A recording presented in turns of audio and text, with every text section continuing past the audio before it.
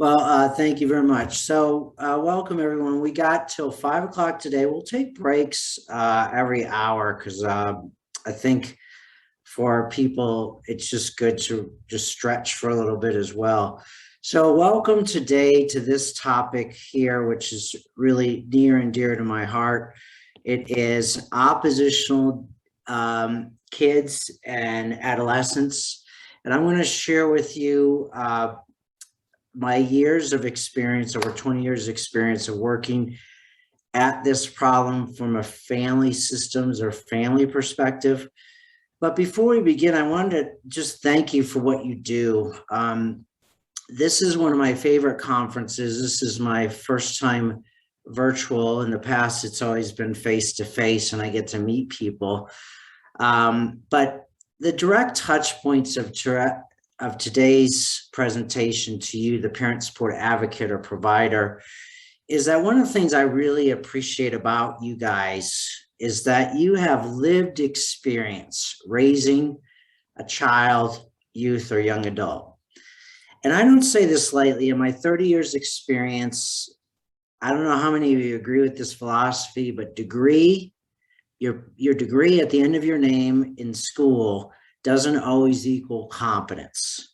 And what I mean by that is that I try to present at this workshop every year, one of the few I do, because I believe that without you, a counselor like me can't do as good a job. So you are the key X factor, the game changer, where with you as part of the team, this lived experience allows you the ability to work with really hurting families that are traumatized, where you can build connections quickly and provide linkages. You preserve a respectful and non-judgmental attitude going in.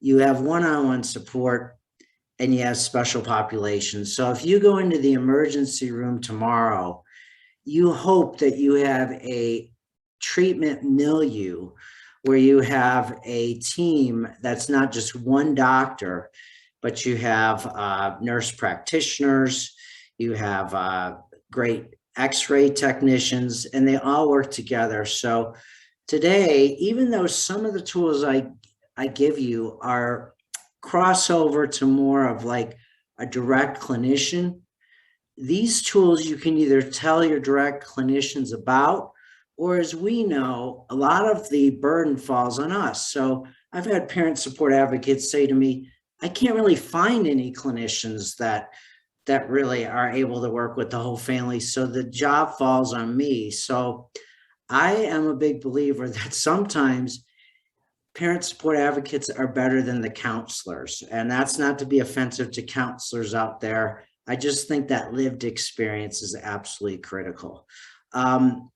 Chantel, if you could unmute your mic real quick. Do you agree with that, Chantel, that sometimes lived experience can be a game changer? If you wouldn't mind unmuting your, hey, how are you? Thanks for coming today, by the way. Thank you. It's been an honor and a privilege to be here today. So yeah, absolutely, because lived experiences are what's teaching the clinicians. We're teaching them really reality.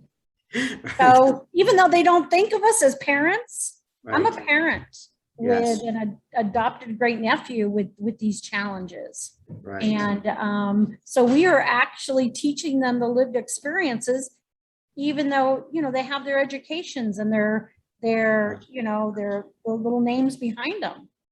Yeah. And have you seen this? If I've got an out of control kid and I am overwhelmed and depressed, if having you saying you can know how I feel helps with the rapport building quickly. And if I don't have you alongside of me as a direct clinician, it's really difficult to get in, because if I'm a parent, I'm burnt out. And if I don't have someone like you, I feel even more hopeless. Do you agree that that's a really critical role, is that you can come in and join with me as a parent because you have been one who understands how stressed out I am? Well, yeah, I'm I definitely feel that if they have the experience behind them, yes, if they're raising a child, but sometimes when I've had people on my team that don't have that experience, or they haven't worked with special ed kids, to me, it's hard for me to feel that they can relate to me. Exactly. And some of your colleagues have said the same thing, that Jeanette says it allows you to connect better with families. Eva Perez says you've created better relationships and they trust you more. So that's why I wanted to really set the tone for our discussion today, that these tools are designed to complement and enhance what you do. And so the first part of this presentation you'll see is, how do we see the problem to get to the root cause of it? Because the families we work with don't want to spend time just pulling weeds. They want to know, why is my child out of control? And they're going to trust you, sometimes even more than the counselor, if there even is one. So I want to just say thank you for what you do. This is not an easy job, but from your pain can become your ministry. And that's, for me, I came from a very difficult divorced family, and that's part of why I do this, is it's become kind of my ministry. So thank you for that. So as we go on, I want this to be interactive, like talking with Chantel. I'll pause at specific points throughout just to see if there were some questions that you put in your chat bar, not Q&A, or comments. And I'll also be asking you questions, because I'm going to be showing you video clips of actual families that are in crisis. And then I'm going to ask you guys to be kind of like the quarterbacks to say, okay, what would you do in this situation? How would you handle this? So it's going to be what's called an experiential hands-on presentation today. So let me introduce myself. Sorry to be a little bit rude and not talk about who I am. My name is Dr. Scott Sells, and I hope I proved myself without my credentials that I can be very helpful today. But about 3 years ago, everybody, I was really wanting to start the Family Trauma Institute, because I saw that there was so much treatment for just working with the child, that if we didn't work with the whole family, the child would relapse over and over again. How many of you have seen that you can take the child out of the family, but you can't take the family out of the child? If you put yes in your chat bar, if you agree with that. So what you're going to see today really works. The first book I wrote was in 2000, Treating the Tough Adolescent. And this book that you can find on Amazon, parent support advocates and providers have said this has been a gem of a book, Parenting Your Out of Control Teenager. You can get it off of Amazon because it's written for parents. I often give this as homework when I work with families, because I say knowledge is empowering, and it's very, very step by step. So some of the techniques I'm going to show today, like button pushing, come straight out of this book. I'm going to be spending a lot of time talking about tools and techniques from this book. This was 10 years of research in the making. It represents, I think, one of the first books that actually helps people with step-by-step tools to work with the whole family that's traumatized, not just the child. And some of you have heard this term, trauma-informed. That's a big term in our field now. But I also think we've got to also move to trauma-responsive. What's the difference? We need both. We give the families who work with trauma-informed education, but at some point our families are going to say, okay, thanks for educating me about why I'm traumatized. Now what? What tools are you going to give me in the here and now? They don't use these words, but we do, to go from trauma-informed to trauma-responsive. So if you are looking for tools that you can use the next day with your families, you're in the right place today. We're going to talk about both trauma-informed and trauma-responsive. So this is, if you get inspired today, I want you to write down this website, familytrauma.com. Every month I do a free webinar on a special topic. This month I'm doing family trauma work with substance abuse and addiction in families. We see this more and more with the pandemic. families' coping skills are breaking down, which means that they'll medicate their pain through substance abuse. So on the 16th of November, I think it is, if you're inspired today, it's a free webinar. Sign up. If you can't be there in person, you'll get the recording. So I hope that this isn't, we're one and done today. I hope that you guys will become part of the family trauma family as well after today. All right, so here we go. I'm going to teach, there's 12 techniques in this model. I'm going to be showing you 1, 2, 3, 4, and number 10. So we have 3 hours together. I'm going to kind of break this up into bite-sized pieces, and we'll start with number 1 and number 2. After the hour's up, then we'll go into hour 2, which is kind of 3 and 4, and then we'll finish out strong with number 10. So enjoy today. I think you'll really enjoy today a lot. So let's start with number 1. Why are kids, we call it formally oppositional defiant or conduct disorder, but these are kids that have extreme behaviors. And why are they having these behaviors? And we're going to answer the question why through a family systems trauma lens. Then the key is the parents. And as you know, being in the trenches, how many of you have heard the parent or caregiver say, just fix my kid, don't involve me at all? And you know, if we can't get to first base by getting the parent to show up and cooperate, we can't get to second base, which is to help them. So I'm going to be spending a little bit extra time to show you a video of a mom that may represent someone you work with today that's burned out, overwhelmed, or kids are out of control with these 2 problems.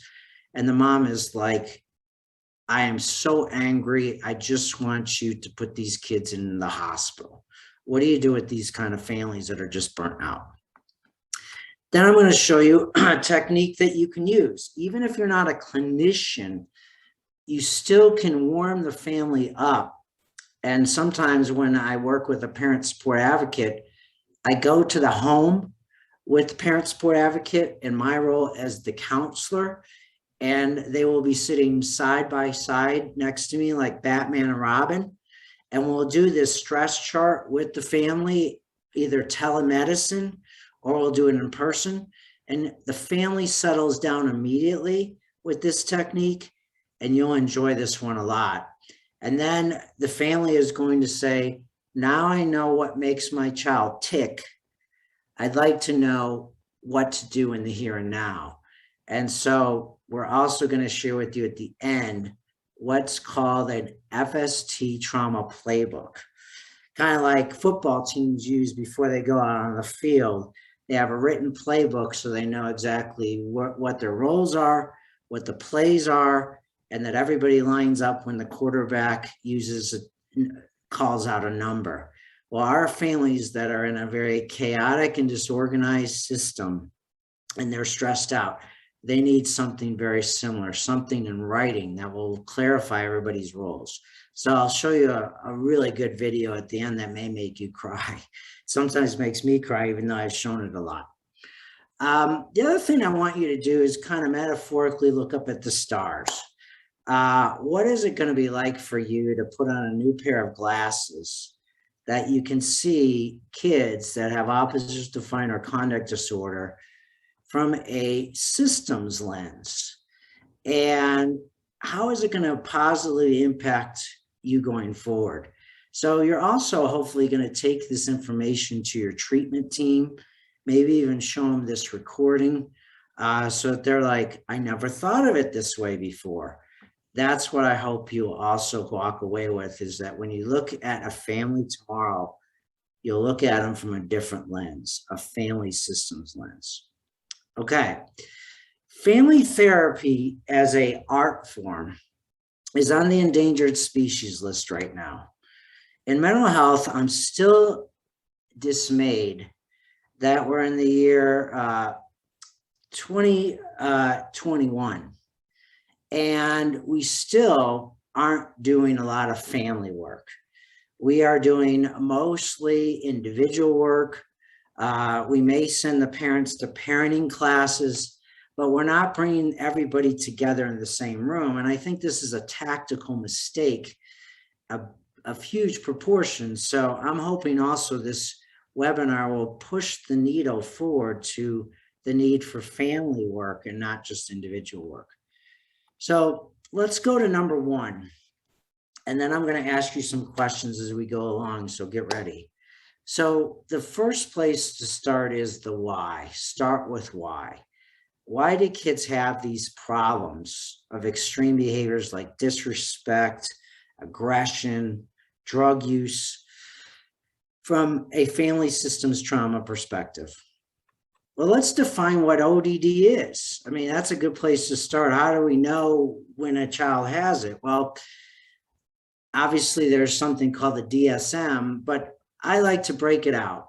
If I'm seeing a child or adolescent and they're having these 4 problems at least 6 months, that's key. It has to be 6 months or more, that they're really angry, irritable, losing their temper. That's one symptom I'm looking for, a problem. The second one is they're totally defiant. They easily argue with authority. They blame others. They don't take responsibility. They're also vindictive. They're spiteful, and they've got to be vindictive at least twice. And it could be mild, moderate, or severe. In other words, mild maybe it's just in the home, moderate is at home and at school, and severe is that these behaviors are off the chart.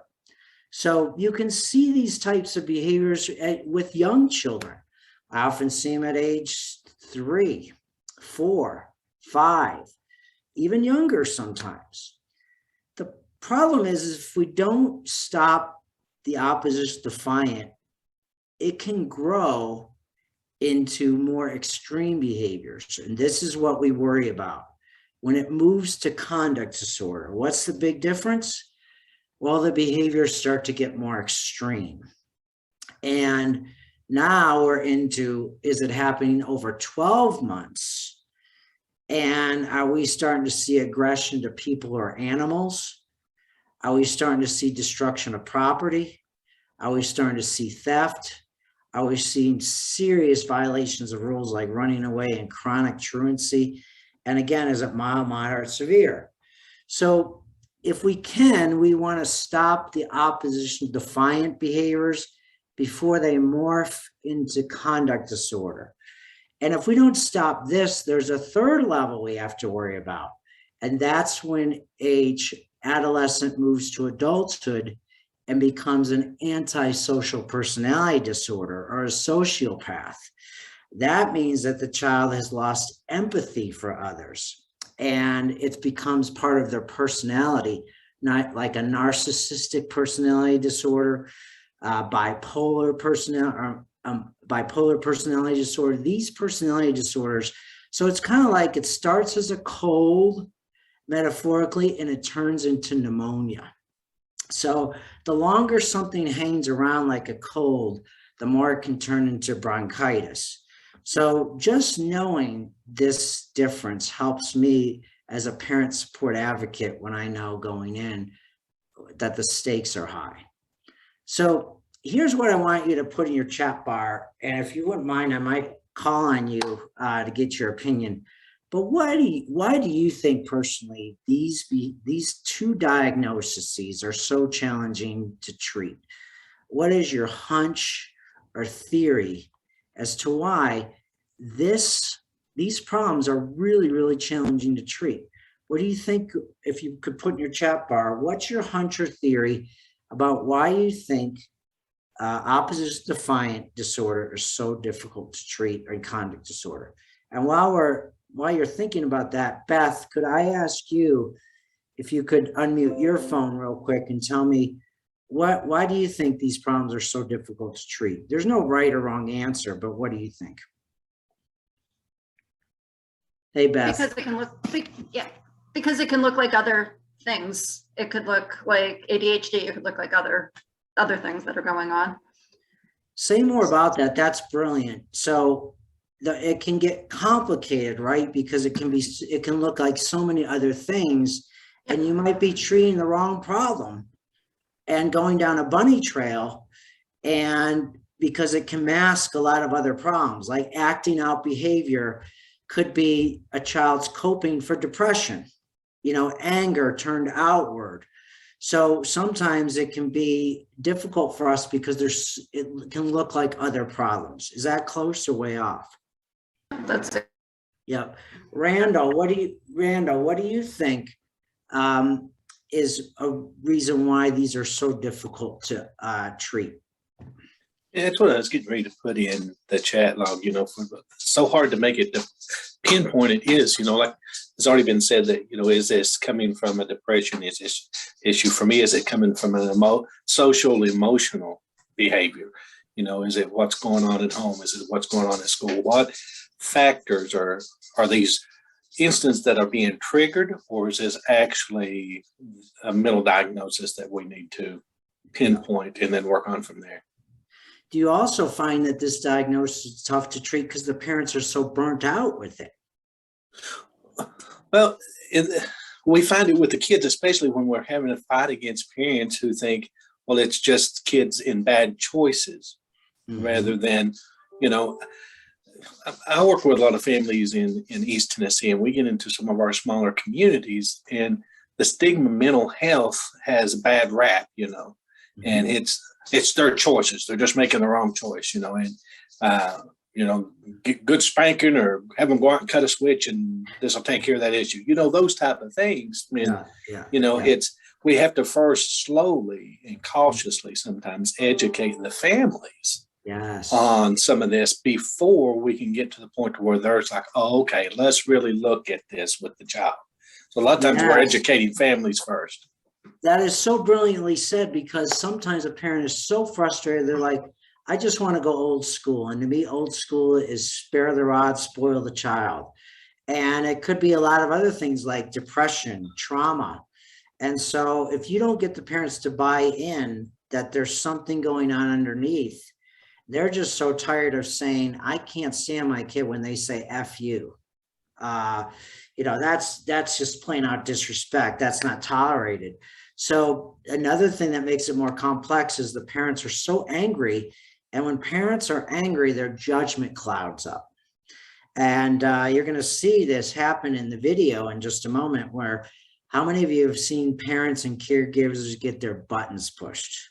How many of you as parents have had your buttons pushed when your kids roll their eyes at you, mumble under their breath?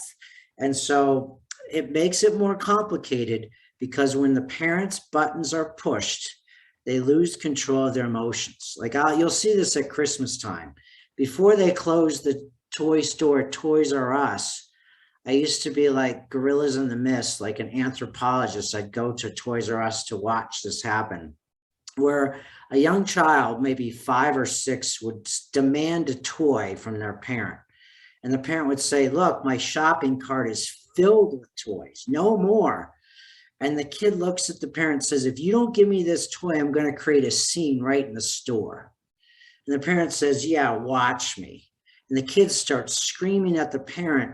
And I look at my watch, and for every minute the parents getting their buttons pushed, deduct 10 years off of their age.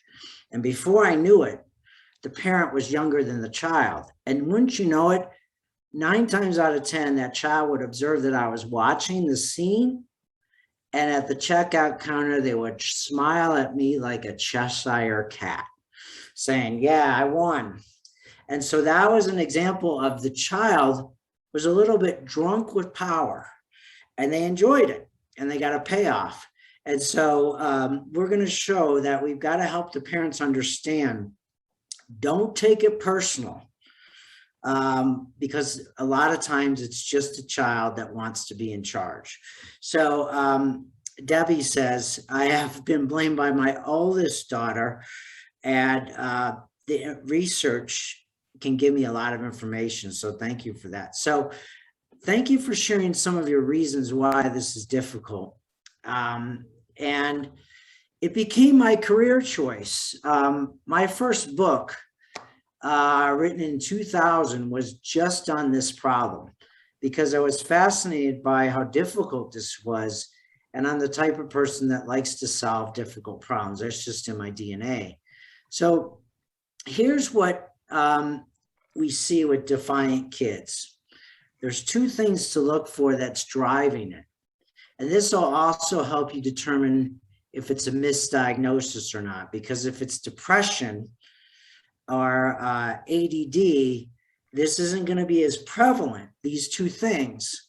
But when these two things are there, where there's smoke, there's fire, you can bet that when these two things are present, the odds go up dramatically that you're dealing with oppositional defiant that may also have a co-diagnosis of something like depression, but this is definitely there. So one thing I ask the parents or caregiver is, who is in charge of the household? I'll say to the parent, who controls the mood of the household? Do you have to accommodate your lifestyle around one or more children? Are you the pack leaders of your household? And so you can see, even as young as this child's age, a picture's worth 1,000 words, kids developmentally want to be in charge, even though developmentally they're not supposed to be in charge. But they'll go for it, and they'll take the authority over if the parents give them. How many of you have had parents saying, I can't set limits, I want to be my child's best friend? That's a problem, because when you have unbalance, you have dysfunction. I've always seen that when things are too far to the right or too far to the left, you have unbalance and dysfunction. Dysfunction happens when there's extremes. So here's what I'll do with my families, and you can do this too. Is I'll say, in my mind, or I'll draw it out on a flip chart. I'll say, is there unbalance between the soft side of hierarchy or the hard side of hierarchy, or what I call love or limits? And what I mean by that is there can be on the left side where family members will say, I love my kid, but I can't set any limits. That's an extreme. Or you can have the other extreme where the parents are like, when I say jump, my child says how high, but I have no relationship with them. So I always ask the parents, do you still love your kids through all this drama and trauma? And many times they'll say yes, but then I'll say, do you still like them anymore? And I'll even ask the kids that, do you love your parents, but do you like them anymore? So one of the first questions you ask is there an imbalance in either one of these areas? In other words, there's plenty of attachment and nurturance, but no limits. Well, your job as a parent support advocate and a treatment team with clinicians is to give them limits. Or do you have the other side of the coin that's driving this conduct disorder and oppositional defiant disorder, where you have limits but no relationship? And in that type of family, you need to help them with love. So love and limits. So we're going to come back to this over and over today, because I'm going to tie, this is kind of like start with zoom out, and then we're going to zoom in. So it's always good to start with the end in mind, okay? So when I work with families, you get to a point where you take the problems, and you're going to see this on a video, or I'll put them on apples, because I'll say to the family, this is like I'm an apple tree doctor. And if I were to be going to your family tree, if I looked at the apples on your tree, I would see disrespect. I would see aggression. I would see self-harm. I would see running away. These are the weeds or the surface. But if I'm an apple doctor and the apples have bruises, worms in them, if I just pick the fruit, it'll go back the same way. How many of you all tell parents, pick weeds, but if you don't get to the root, it grows back? Parents love this and it's called the Family Systems Trauma Model, which is the model I developed. They love this metaphor. And then I say, our job is to be co-detectives and find out what are the toxic seeds and roots, which we call undercurrents, that are fueling the symptoms. In other words, if you went to a medical doctor, they would say, do you have symptoms of like a fever or a sore throat? And then they'll say, can we do some blood work and look underneath the soil, your skin, and find out what is the blood work saying? Is your cholesterol too high? Do we need to get you in for some antibiotics? So we're going to do the same thing with the family. So let me pause here and ask, let's go to Jeanette. Jeanette, if you would unmute your phone, just at the surface, do you think some of your families might like to connect the dots between the apples to the seeds, at least be intrigued by that, and get them out of focusing on the kid, and now we're focusing on the seed, which is huge because they're going to be like, just fix my kid. And if I can shift their thinking to, no, let's look at this tree, it gets the kid out of the scapegoat role. Do you think your families might be intrigued by this? If so, why or why not? Yes, I think they would do exactly that. Start from the bottom, from the seed up, because the more you understand it from the bottom, you'll know what you're going to get at the top. And Yeah, I think a lot of, go ahead. I didn't mean to interrupt. Go ahead. Sorry. no, I think that's where I start with my families as well. So my key story to them is what I did as a parent and how I started too. Yeah, so you're joining with them and building rapport by saying, I can relate, and this is what I learned. And so this may just enhance and complement that, where you can say, can I draw an apple tree for you? So we can get together, because how many of our families want to be empowered to render their own diagnosis? They hate it when somebody says, well, I'm going to label your kid as blank. And they're like, yeah, I didn't have any part in that. But for them, they're like, I'm now co-detectives, because you're going to see in your handout that Allison will put in your chat bar as well, that we can hand this out where we can say, here's the seeds, here's the undercurrents, and we're going to pick these out together, because we want to know what's making your son or daughter tick. And the kids are even part of it if they're older. So thank you for that feedback. So we're going to come back to that, but I want to give that to you is that this approach, and somebody had their hand out, Melanie or Mendez, do you want to unmute your phone and tell me what your comment or question was? If you're there, you're right on top above me. Got. Well, if you do, just unmute your phone when you want to, or put your question in your chat bar. So let's pick this one out here. I'm going to give you a sample of this one here, misuse of power. What does this mean, and how does it create these problems with the kids who we work with?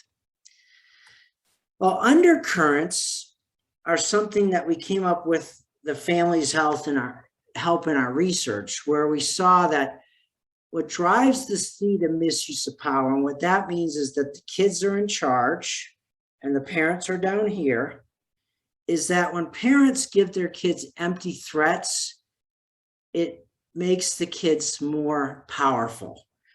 Kids are saying, my parent just makes empty threats. When they say they're going to ground me for 2 months or 1 week, they're not going to hold the line.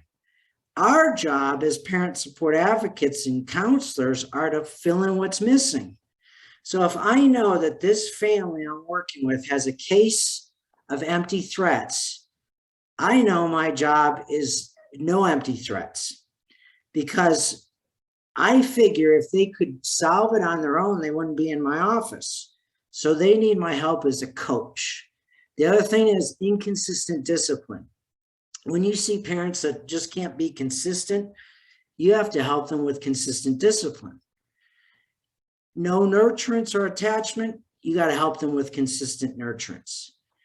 Button pushing, you got to help them with anti-button pushing strategies. So for me, it helps me to cut through the noise to know where to tap. Instead of focused on let's give the kids psychotropic medication, which can help to decrease the oppositional behavior, I don't know about you, but once the medication wears off, the behaviors return. So I want the parents to be able to pick out and say in a non-threatening way, yes, I have all of these or some of these. So here's an example of what you can do when they pick out button pushing.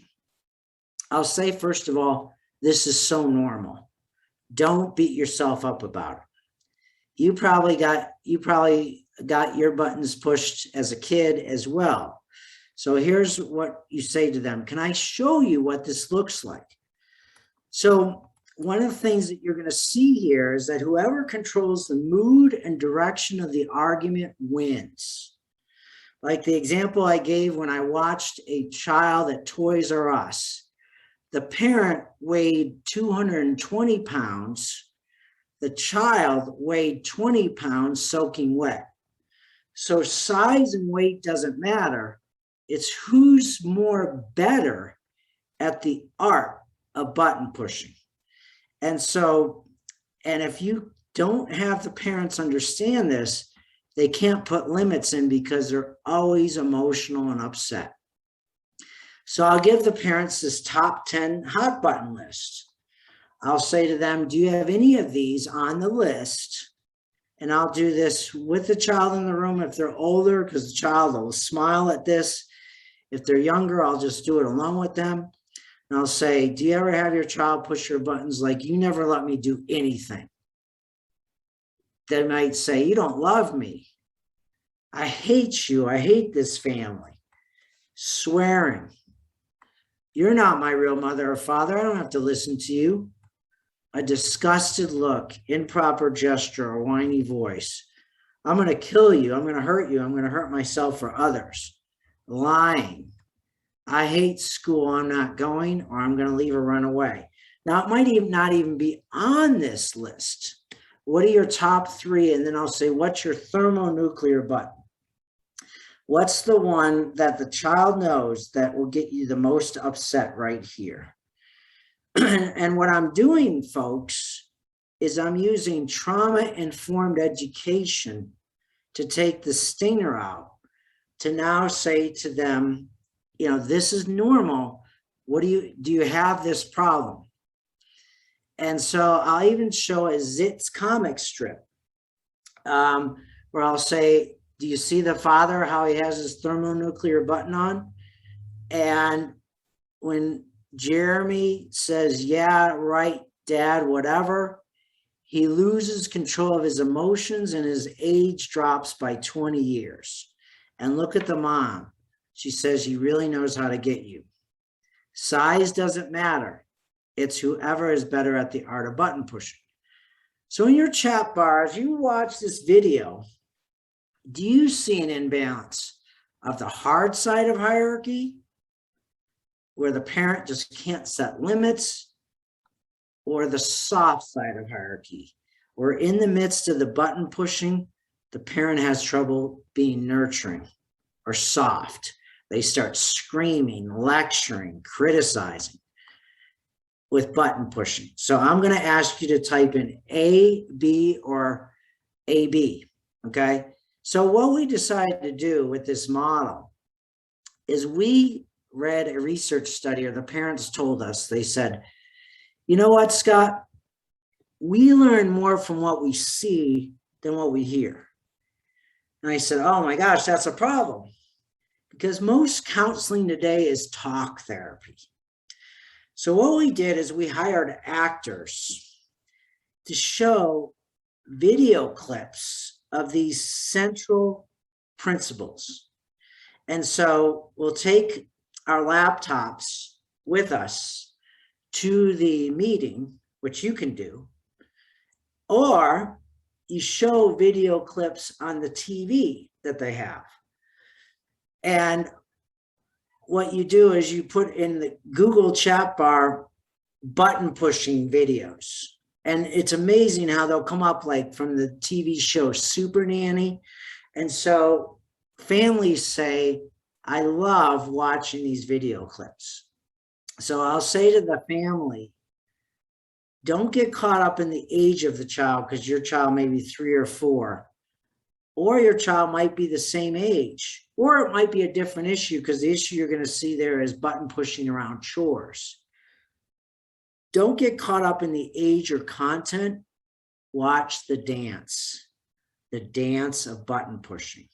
And I'll say to the parent, can you pick out the top 2 buttons that this child, adolescent, is being creative?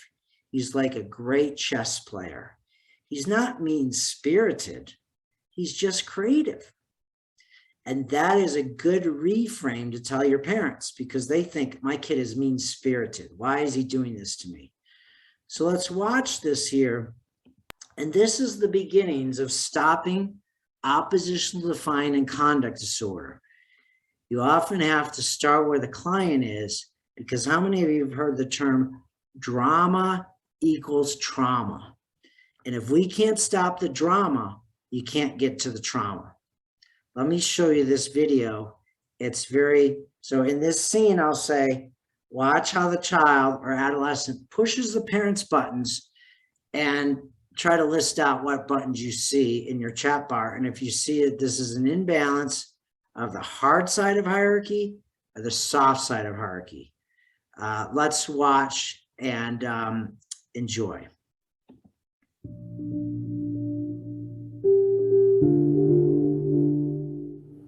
My dad just doesn't get it. Arguments with him are a big game. All I have to do is push his buttons and he loses it. Sometimes it's just too easy, especially around the time I have to do the dishes. Just watch. Michael, it's your turn to do the dishes. Now watch what happens when I roll my eyes and mumble. It always gets him going. That's crazy. I always do the dishes. Excuse me? What did you just say to me? You see how he loses it when I push his buttons? Now watch what happens when I turn it up. Why do I always have to do the fucking dishes? Get the hell out of here. I'm not just going to stand here and let you talk to me that way. Guess who won't be doing dishes tonight? Okay, so in your chat bar, did you see this unfold, how the child was creative and adaptive? And can you imagine showing this video to some of your parents? They would say, I never thought of it this way before. So which buttons did you see, and did you see an imbalance of one or the other? What do you guys think? So so Jody says power struggle is one of the more common conversations. So Trudy, did you enjoy this video, and do you see this unfold with your family sometimes? The art of button pushing. What do you think, if you could unmute your phone? Okay, let me go to Mariah Allen. Mariah, you said A, that you felt there was an imbalance of hard side of hierarchy. Why did you put that one, if you could unmute your phone? I felt that the father came in a bit aggressive as far as requesting his son to complete his chores, and that was the beginning of the imbalance. You got it. So have you seen this happen with some of the families you work with, where the parent comes in like a bull in the china shop, isn't sure what to do around chores, and starts getting really hot under the collar? The child pushes their buttons and all hell breaks loose. Have you seen something like that in some of your families? Absolutely, and it's even happened to me in my personal life. Yeah. And I've had to, I've done things like taking parenting classes, and of course getting therapy for myself and my children, and being more involved. So yeah, it's definitely a common thing that's seen within many households. Would it help you, or even some of your parents, when you say to them, don't take it so personal? This is more like a child being able to do this well as kind of a skill. Would that reframe or new look at it kind of help when you're faced with these dramatic arguments? What do you think about that? I think that depends on the parent themselves and how they view things in the world. Like a friend and I both, we view things like that as far as our children and the power struggles that we may have sometimes. And we see certain things, we do see certain things as skills. Some people may call it strong-willed and are stubborn, and I say that it's the makings of good leadership skills. We just have to learn how to hone them in. But that's I think it depends on the person's perspective and maybe also their own mental health at the time, because not everyone's going to take it that way. I agree. It depends on the person. Sometimes we are just seed planters for later. Like sometimes a parent will say, my child is just really, really bad. And we're trying to help them see, no, your child is sad. And depending on how they see it can change the way they treat the problem.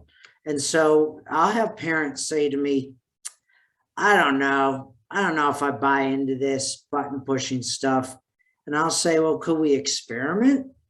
Do we have anything to lose to try anti-button pushing strategies like exiting and waiting from when you're hot under the collar, being short, sweet to the point. And so sometimes I'll just say to the parent, can we experiment?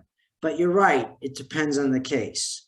But as Trudy said, sometimes when it comes to your child, you can be very emotional about it. The key is that if there is button pushing and if it goes on too long, we've got to help the parent stop the button pushing. So that's just an example. Now let me go on and show you the next thing I wanted to show you about around this. So one thing I'll do is I'll make it playful. I'll say to the parents, let's put these on Post-it notes. And then I'll do dress rehearsals where I'll pretend I'm the child. And I'll say, when was a recent argument when you got your buttons pushed? And I'll have the parents put the Post-it notes on their body. And I'll say, let me push your buttons as I'm doing it. And parents will say to me, Scott, I was more aware of it this week than I've ever been before in my life. And because I could imagine these Post-it notes, I didn't take it so personal.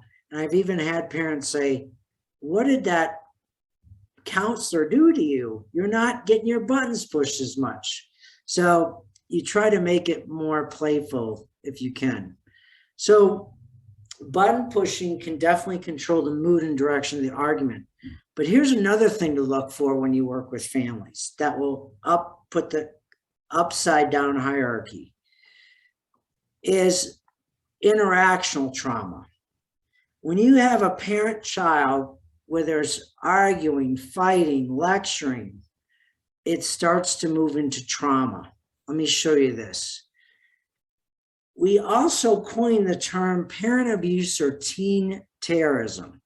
This means when a child will use extreme behaviors to scare the parent into submission and give up their authority. Have you ever seen something like this where the child will turn to you, or they're thinking this? I've had kids say to me, if you give my parents tools to reclaim their lost authority, they might not say it exactly like this, I'm going to counter move by threatening to run away. And I've had parents who are not prepared for this, that the child will get worse before they get better. And once the parent starts to put limits in place, the child gets worse and the parent says, okay, you win, I'll back down. So one of the things you have to tell your parents is that if we start putting the soft side of hierarchy in or the hard side of hierarchy, your child's going to go into DTs like as if they were coming off of alcohol or drug addiction. They may get the sweats, they may see pink elephants metaphorically, but this is going to happen. Now, to show this, sometimes I'll use video clips from the TV show. I think might still be running, but it may not be running, but you can get this off YouTube, is Super Nanny. Super Nanny does a great job of showing parents these undercurrents and telling the parents that when you've got oppositional behavior, button pushing can also be included in these areas. No empty threats, consistent discipline, and consistent nurturance on top of button buster strategies. Now, what I like about Super Nanny is she doesn't even have a degree, but she goes in as a coach and shows the parent that when a child is extremely oppositional, these healthy undercurrents are missing, and this is what's causing the child to go more and more extreme. So as you watch this video clip, in the chat bar, imagine if Super Nanny weren't there as a coach. Do you think that this problem would be solved? Now, this is a 4-year-old child who refuses to go to sleep at night. And the parents are actually enabling the behavior because they can't set consistent discipline. The mom's afraid to set limits because she's afraid the daughter won't like her anymore. The dad has a totally different parenting philosophy than mom does. And so imagine if Super Nanny wasn't there. Do you think these healthy undercurrents would just happen by osmosis? Like they'd wake up one day and say, gee, I need consistent discipline. So this is a model of action. And families, once they know trauma informed, okay, I've got this problem, they're going to be asking you, now what, Chantel? Now what, Crystal? Now what? And so this video sometimes I'll use to show them, watch, the child is only 4 years old. The parents together way more than the child. But watch how she's going to get worse before she gets better, because the unhealthy undercurrents have been in place for 4 years. And here we're going to get to the root cause of the problem. Let's watch. Is a big issue because there is no routine, and Melora, she sleeps in between the girls. When they fall asleep, mum's already been asleep for an hour. When it's time to go to bed, tuck them in, hugs and kisses, and say goodnight. Okay. And then come out of the bedroom. If the children then come out of the bedroom, I want you then to say, it's bedtime, darling. Bring them in by the hand, tuck them back into bed, and then go back outside again. Okay, so at the end of today, you're going to see how to do this. What they're doing is the analogous of huddling up on the football field before they go on the field of play. The only difference I would have done with Super Nanny is I would have had a big poster board that would list out the who, the what, the where, the when, the how. Dad, what is your role? Mom, what is your role? So when we go in there, your daughter is going to use these unhealthy undercurrents. She's going to push your buttons, prepare for it. And let's do some dress rehearsals. So what Super Nanny is doing as a coach, which could be your role, is she says, here's our plan. We're going to put in these healthy undercurrents. Your daughter's gonna get worse before she gets better, but that's a good sign. That means we're getting to the root of some of the extreme behaviors. They're very scared because they've never done these undercurrents before. Let's watch this. This is an interactional dance between parent and child. So both say goodnight to the children and go back out. Good night, Lion. Good night. I love you. Good night, darling. I'm gonna tuck you in and give you a kiss and it's over. It's nighttime. No, take it off. I don't want to do night-night. Lay down. Bedtime would be wonderful if she can help us with that. It's tiring to do that every single night. The first time you said goodnight, darling, it's time for bed, okay? Me. Yeah. Time for bed, darling. No, Mommy, I want you to lay with me. Come on, guys. It's time for bed. I want you to lay with her. Mommy, lay with me. Lay with me. Lay with me. Lay with me. Okay. So the button buster here is she's not taking it personal like she did in the past. She's being consistent and she's got a calm voice. That's because she practiced with Super Nanny using dress rehearsals before. Now, the daughter is not going to say, gee, I love these limits. I love this hard side of hierarchy. No, she's going to test it. Watch what happens next. Mom, if you don't lay with us, Dad's going to. Ignore that. The second time, when they come out, say, it's bedtime. My bookie. Mommy, I want you to lay with me. It's bedtime. Lay with me. Mommy.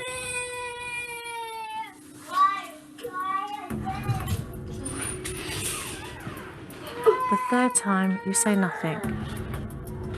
Lay with me. Lay with me.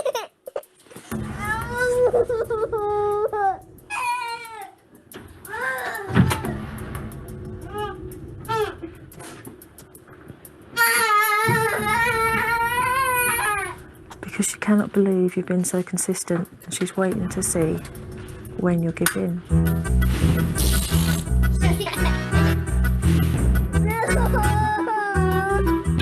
Keep yourself up, Laura. And that door's left ajar, right? You could find yourself doing this 50 times. I can see that. Consistency, it's the key.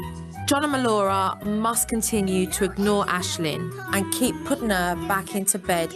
This will eventually work, and Ashlyn will end up falling asleep.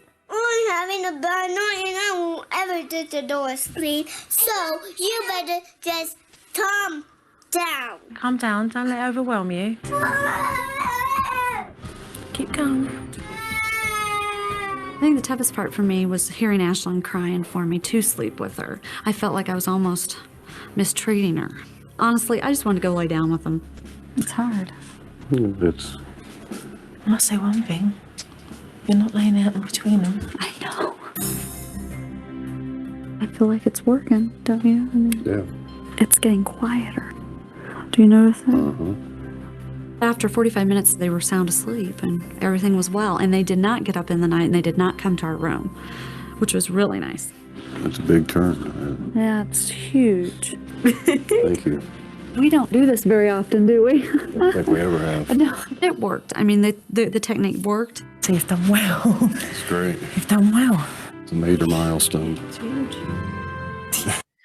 Okay, so I want to highlight I want to ask you some questions about this. First of all, did you see these undercurrents in place where the mom was consistent, she was nurturing, where she didn't lose control of her anger? And what's amazing also is that this child was diagnosed with intermittent explosive anger disorder. And could you imagine her being seen individually only, and you would have not changed the dance between parent and child? And as she got older, the behaviors would probably get more extreme. The parents would lose more of their emotions because they wouldn't sleep at night. It was affecting their marriage. So the benefit of interactional types of work is so important. So Jody, could I ask you if you could unmute your phone? Why did you like watching this? And does it make sense to you, button pushing and the undercurrents as a whole is a great place to go with our parents, because it takes it off of just fix my kid to we've got to fix these undercurrents. That's kind of what I liked about it myself, but what did you like about it? Yeah, well, first of all, I totally forgot about Super Nanny. I think I used to watch her all the time. And, you know, prior to me becoming family support person. So now it's like aha moments going on. Yeah, because mom and dad were consistent, they both were on the same page, I think that then they were able to show the consistency as a teamwork together. So they had all of those healthy undercurrent components that made it successful. So yeah. So let's say that you're going to work tomorrow and you've got this knowledge from today's workshop. What parts already might you take away to help some of your parents that you work with today? Would you show them a clip of Super Nanny that you could get off YouTube? Would you show them this sheet of undercurrents to help them be curious? What might, for you translate this knowledge to your practice? What might it look like for you? Well, I really love your apple tree diagram. Okay. I think that's great. I also think the Post-its, because I love doing visual things. So I think the Post-it thing with the buttons is really good too. And it might just add to what I do. A lot of times when I'm talking to parents of teenagers, I'll be honest with them and say, it's kind of our fault and we didn't do it intentionally. Right. But when children are 2 or 3 and they use the analogy, you said the toy store, I kind of use the analogy of the grocery store and the candy rack, right? Yeah. And we teach them our tolerance level, mine, dad's, grandma's, babysitter, whoever it is. And so at a young age, we kind of are teaching our tolerance. And even though we think that we're doing a great job, it's kind of our fault, but it doesn't make us bad parents. And so I think what you're teaching right now, I love it. And I think adding that onto that dialogue will make it even more clear. Yeah, and sometimes I'll say, you're a product of generational trauma. Don't blame yourself. This is something that, you probably saw when you were growing up and you didn't get a handbook on this stuff. So one of the things I'll say is a prelude to showing the handout of the buttons and the prelude of the undercurrent sheet, which is going to be something we'll go over in just a moment after break. I'll say we can't change the past, but the question is, what can we do in the future? Do you think parents would respond to that frame of reference, Jody or Joe? Yeah, absolutely. I think so. And I think it's us as support staff, it's important for us to say exactly that. We can't change anything that we've done, but we can start today. Yeah. And do things differently. And I'm always listening for a parent to say, I never thought of it that way before. When I hear that, I do a happy dance, because then I know I've done my job. I'm walking out of that meeting with them with a difference that makes a difference. Kristen, why do you like or didn't like the Super Nanny clip, and how might you find that to be useful in your work? Oh, I liked it because she taught the parents, that they have to it's like setting boundaries, really. Yeah. When we work with families, we're constantly, I'm a supervisor, so I'm constantly telling my family support partners, that they have to set boundaries for the families they work with. And so it just made me think of that, in that you're teaching the parents basically where their boundaries are and how much they're willing to, if sacrifice. I think it's restating it so that they see it in a different way. And yeah, and watching someone else's family takes some of the stinger out. It's like they'll say, yeah, that's a lot like my family, but it's like looking at a movie clip, of characters. It makes it less threatening and less blaming and less shameful. And I've had kids as old as 16 smile and say, you got me. Because I'll say, even though you're 16 and not 3, do you do some of the same dance? And so I put in my email address, info@familytrauma.com. If you want that video clip, I'll send it to you. Cause you know, you don't have to go searching for it on YouTube. If you email me, I'll just shoot you a quick email with that link. So, because I love for you at the end of this to experiment with some of this stuff, because some folks will say, I don't know, this is maybe outside my comfort zone a little bit, but I'll be like, well, try it first and then say you don't want to do it again. Because our families really need us. And right now, when they're in crisis, they need not to go into exploration of problems. They're like, it's a time for action. So, Elaine, you had a hand up. Was that an older hand or a current hand? So let me ask your question or comment. Yes, hi. This was in regards to the video clip. One thing that was worthy to note was when the mom was almost kind of at her end, she just said, I just wanted to go in. And she wanted to more alleviate her own feelings, not so much that she was a bad parent or that she was, that she was, worried about, what the super nanny was trying to teach her, but just that her feelings of anxiety were coming up, and she just wanted to alleviate, like I said, her own feelings. Now that's a great point. Let me ask you this. So, there's different schools of thought. So when a child is pushing our buttons or being oppositional, it triggers trauma in us as adults. So one school of thought is to say, I don't know if I want to put my parent in this situation because it's going to trigger them. And then we go down, not bunny trails, but we talk about their trauma. Another school of thought is that sometimes you want to get the parent quick victories.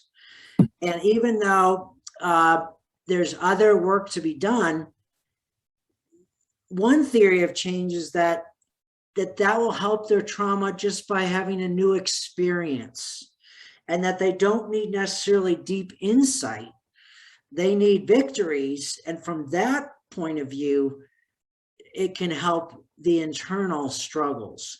So it's kind of like, which one do you think? That's how I work with my families too, because I celebrate small victories, and I really do get excited when they have those victories, and then in turn, the next time they have something that they want to share with me, they get excited to tell me. So then I feel like I've seen my families, build their confidence levels up. That in turn improves their parenting. So that was a paradigm shift for me. What I mean by that was I was taught in graduate school what's called psychodynamic, which was that my job was to get all my clients to think their way into a new way of acting.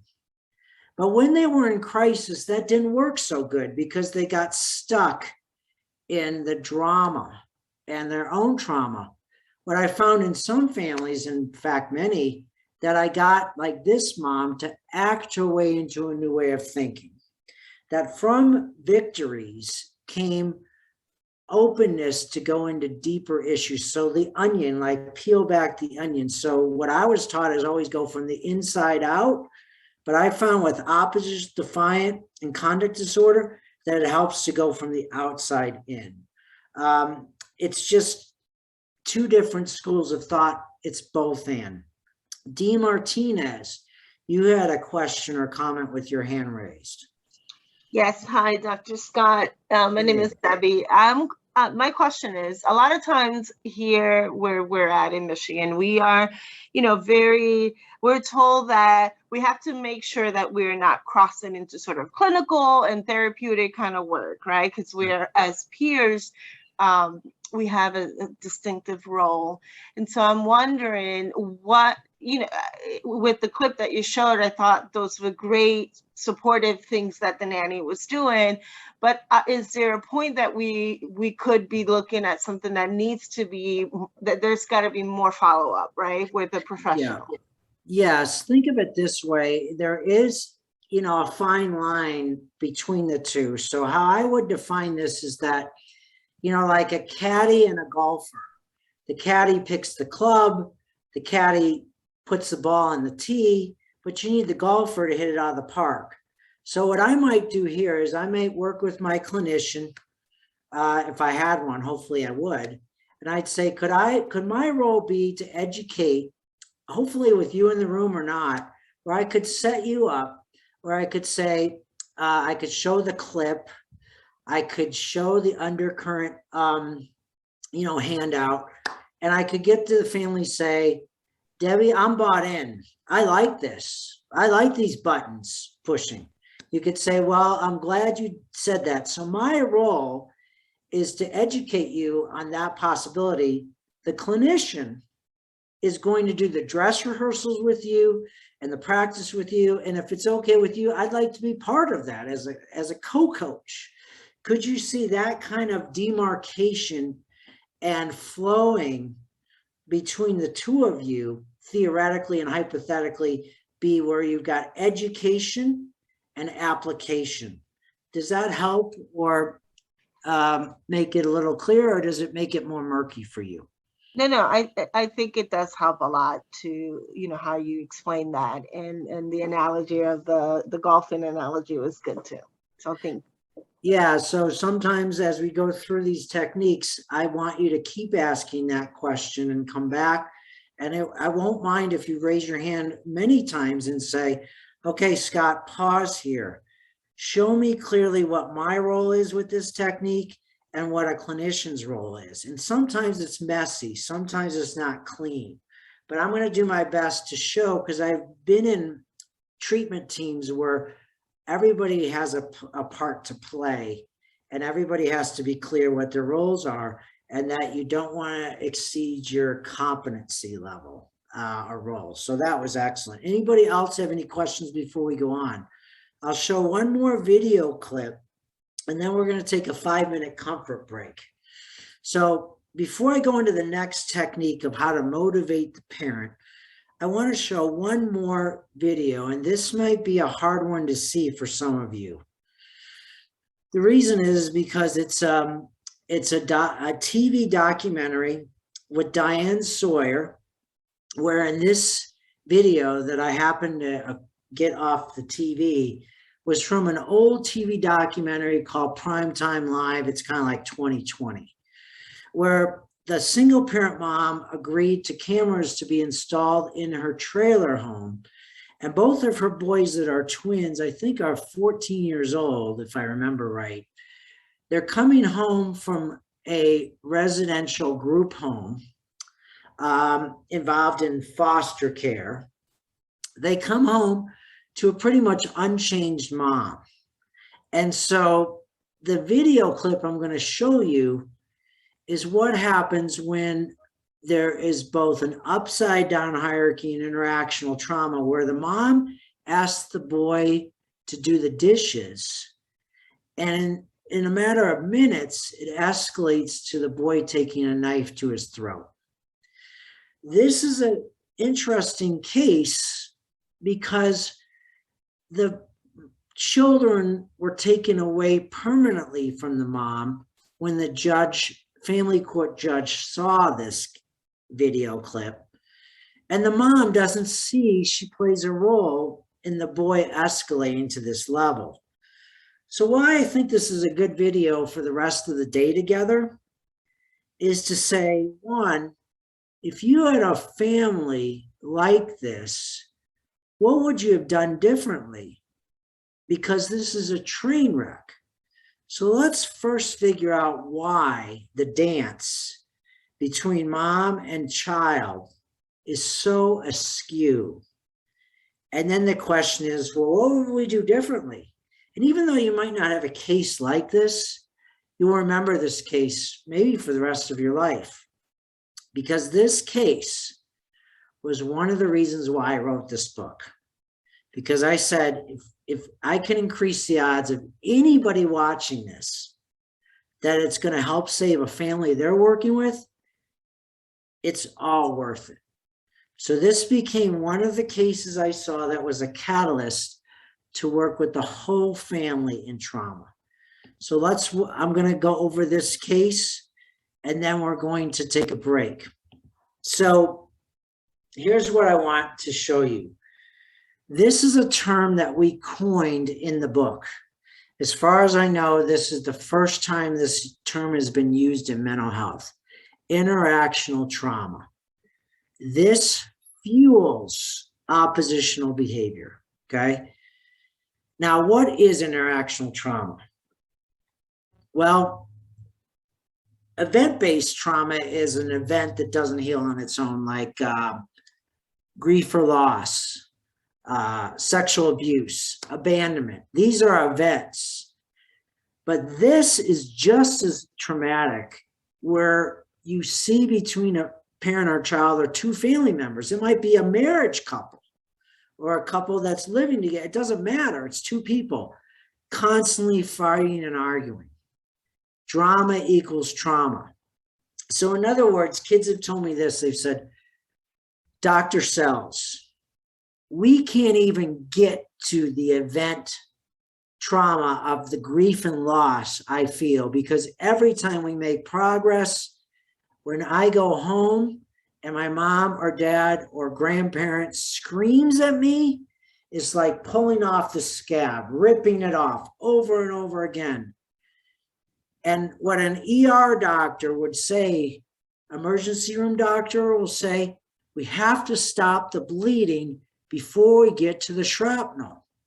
And a lot of times we go right for the trauma work before we stabilize the bleeding.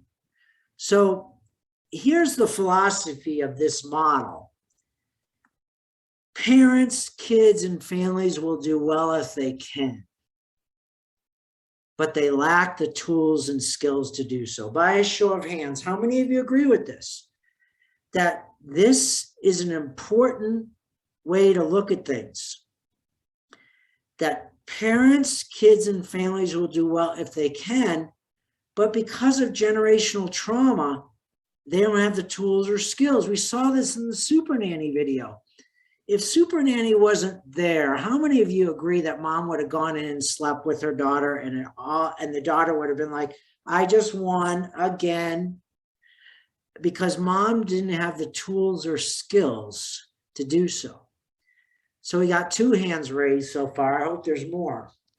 So in this video that you're going to see, we'll take a break first. I got 3 now. Okay. When you watch this video, I want you to look for 2 things. 1, do you see the drama between parent and child, interactional trauma? Because knowledge is power. Your role, like Debbie said, what's my role and what's my counselor's role? Well, when you're with somebody, you want to educate them about these terms.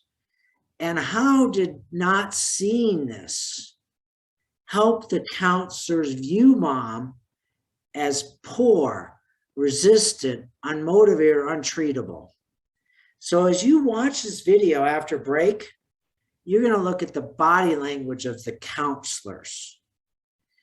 And you're going to see that if the counselors don't see mom from a family systems perspective, they're going to view her very differently.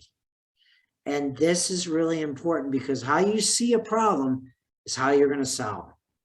So as we go on, you're going to see this situation unfold where the kids just returned home from residential treatment or a group home. And within, I think, 1 week, all hell breaks loose. So watch what happens when interactional trauma is not addressed.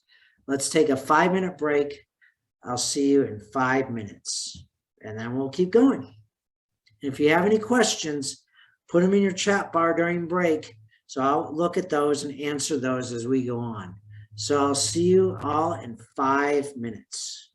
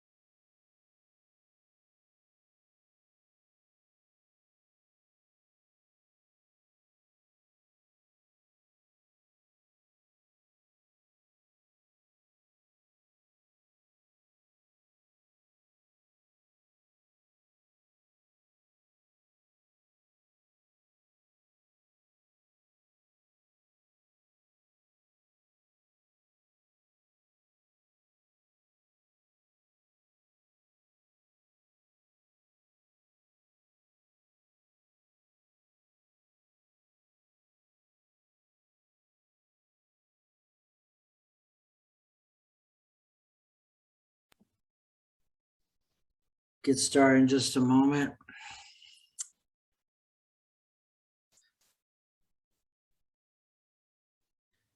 So Jode, if you're there, did you want to ask your questions and we get settled in or comment? I see your hand is raised if you're back from break. Okay. While we're waiting for Jode to come back, let me answer a question that Cheslin asked, which is really a good one because it kind of sets up the video nicely, where what happens when you have a single parent with limited supports? Well, that's what this mom had. And what you're also going to see is when the mom gets helpless, she immediately calls 911, the police, to try to have the police do something. And then she calls the boyfriend to just do something. So she's desperate. And so the counselors did not even think of involving the village. Like if I was working with the case, one of my first meetings with the mom, with my parent support advocate, like we'd be Batman and Robin, so to speak, is I'd say, you know, do you have neighbors, friends? Do you go to a church, a synagogue, anywhere? And she would say yes or no. And I would say, could we involve them in a town meeting? So you're not alone. And it's amazing to me, you know, my degree is as a social worker. So I was kind of taught this idea of working with the whole ecosystem. But for the first 15 years of my career, I only saw the family that came into my office or that I saw under one roof.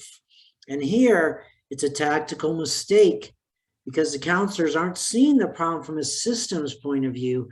They're seeing it from an individual cause and effect. So that blinds them from seeing the beauty and majesty of even trying to engage the village. And so what happens is that we call it like a misuse of outside forces, where the parent is at risk of what's called learned helplessness.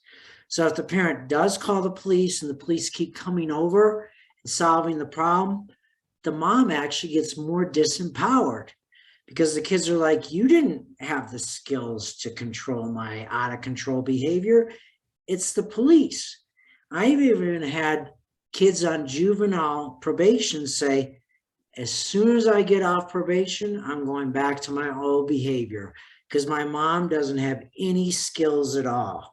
The only reason I'm obeying is because I'm on probation.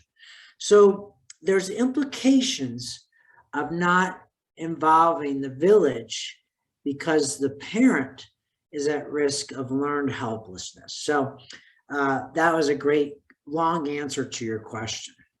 So anybody else have a question before we begin with their hand raised? Jode, if you're back, if I answered your question, great. But if you're there, you can unmute your phone.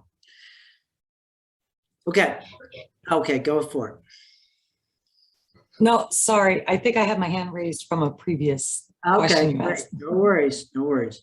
Okay, so let's watch this. So to kind of connect you before the video is shown, okay, let me just, is that what I want you to look for is if just so you can get better at this in your lens or how you see it, when you see interactional trauma, the question is, what does the mom do or say, or the boys, because it takes two to tango in an argument? What is happening that indicates that interactional trauma is happening? So what is the mom doing or saying, or what is the boy doing or saying to fuel interactional trauma, which is drama equals trauma? And what's your theory as to why this is helping the counselors see the problem as that this mom just needs, she's resistant, she's untreatable, she needs counseling? And how is this lack of seeing interactional trauma committing the counselors to see the mom, or helping the counselors see the mom in this way? This is an important moment because before this video, I wasn't doing trauma work with the whole family, and this was a mistake. So let's watch this unfold. Again, I'm going to warn you that this is going to be hard to see and may trigger some of you, okay? But we need to see this, so it's a good onboarding for future talks about this. We continue now with two kids who had long been labeled unmanageable. But as we watched hours of videotape, a different picture began to emerge. While logging the many hours of tape Lisa sent us, we kept trying to understand, wondering if we'd missed something. As we pick up, the boy's mother, citing lack of time and money, has let her son's medication run out, something the counselors told her she must not do. Stop! The boys had been 4 days without medication when the tapes showed they were starting to revert to some of their old behaviors. How important were their medications? She knew it was very important. Again, the boys' former therapist at the treatment center, Tracy Prendergast, who watched our tapes along with their former floor counselor, Leanne Shelley.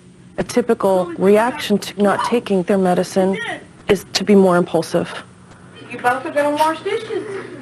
On their 5th day without medication, things began to heat up when Lisa asked Jonathan to clean a sink full of dishes. All that? Yep, all that. There seemed to be no room on the counter to pile the dishes. I don't know how to start. You don't know. Angry that he was questioning the task, Lisa demanded his Game Boy. Go. It now. I don't want to hear your mouth. I want to see your feet. I want. Go get it now. For the top. Now. For the top. I want to talk. Stop. Okay. Stop. Stop, Johnny. I want to talk. Don't you want to talk? I don't talk. There's no talking. I always win. He cannot get any kind of response that allows him to calm down. Also watching our tapes, Dr. Patrick Tolan, head of the National Research Center on Juvenile Violence. And that's how you make people become angry and frustrated and aggressive. Oh, really? You. I don't. As the argument escalated, Jonathan threatened to leave. Bye. Actually, bye. There's the door. No, there's the door. I'll touch you if I please. I'll hit you. You hit me, you'll be in jail. I don't give a Lay a hand on me. Lay a hand on me. Get off me. Get out. You got 2 choices. You have 2 choices. You lay a hand on me, I'll put your little butt in jail, and you will not come out. I know. I'll touch whatever I want to. You're freaking nose. Now, there you are. I'm not coming back. Fine. Have a good life, son. Angry, Jonathan kicked in the skirting around the mobile home. 911. Soldier. Lisa said she was calling 911 to have police take him away. He's become very violent. I'd like to press charges for assault and battery. And I did not. Officer. I did not. Property. And Meanwhile, inside the house, Joseph paced nervously. thank you. Bye-bye. They're on their way, Jonathan. I don't want to leave. You just said you wanted to leave, so you're gone. No. Lisa went back into the house and called her boyfriend. It don't work, bud. I want to. Desperate, Jonathan walked into the kitchen, picked up a large kitchen knife, and put it to his throat. I'll do it. You're gonna do it. Well, you need to tell Joe back, because he's the one that loves you. He's got a knife to his throat now. No. No. He's got a knife to his throat. I gotta go. I want to leave. Jonathan! Don't be that stupid! Jonathan, don't do that! Don't do it! Jonathan!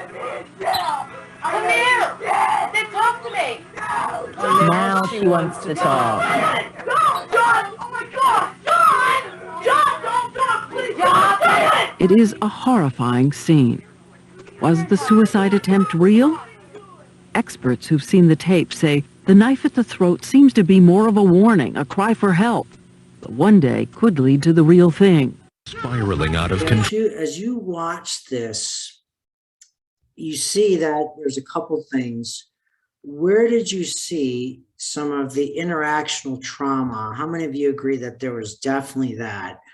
And then I want to talk about that here. So Randall says, mom doesn't keep up with the medication. That's important because the downside of that is that the counselors, including Diane Sawyer, saw the problem from a medical model, which was, yes, the medication is going to decrease symptoms of conduct disorder, like the aggressive impulses and things like that. However, by failing to see the problem from a systems point of view or interactional, they're totally focused on the medication. And as you see, after 5 days of the medication, the symptoms are coming up, but they're not getting down to the root because they've never been taught that.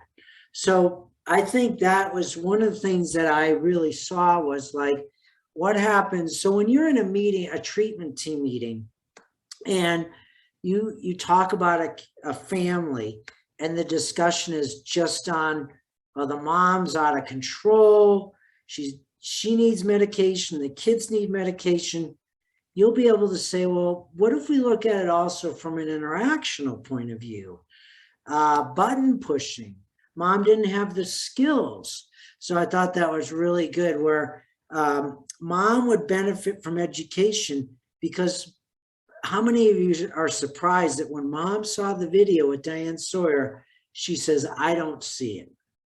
I have a high, she doesn't use this word, but she has a high threshold of deafness or blindness. And how many of you work with parents that do not see that they're helping their child misbehave? And so the other thing, and so Robin says, it seems that mom does not have the tools she needs to calm herself down. That is so right, Robin. Nobody taught her those skills. So she's not going to wake up by osmosis. So it didn't matter how long the kids were outside the home in foster care or residential. When they get home, they come back to the same unchanged mom. And that's the crazy part, is that length of stay doesn't matter. It's an operating system error. And so mom needs anger management training. So how many of you knew that if you saw a mom like this, that she would push your buttons? Okay. Yes. Okay. Right. So the question is, what do we do? If we could go back in time, like Back to the Future, and this family showed up on our doorstep, what would we have done different? Is there anything we could have done different? And so I think there is. So the first thing that I want to show you is this, that if we come from the perspective that mom is not resistant, unmotivated, or untreatable, which is what the therapists kind of came to by their body language and voice tone, how many of you agree that the mom, unlike the super nanny family, had no tools or intensive role plays prior to the child's reintegration from foster care? How many of you could tell that she screamed the same way before the kids left as when she came in months later? There's no incorporation of the village. In fact, there's a misuse of the village. There's no written playbook. There's no chore chart. There's no clarity of roles. Nothing's written. It's just like, catch as catch can. And that there's no family systems focus. And there's no safety plan. In fact, the counselors gave the mom just enough to be more dangerous. How many of you caught the famous line where the mom screams at the boy and says, if you don't do the dishes, go get your Game Boy?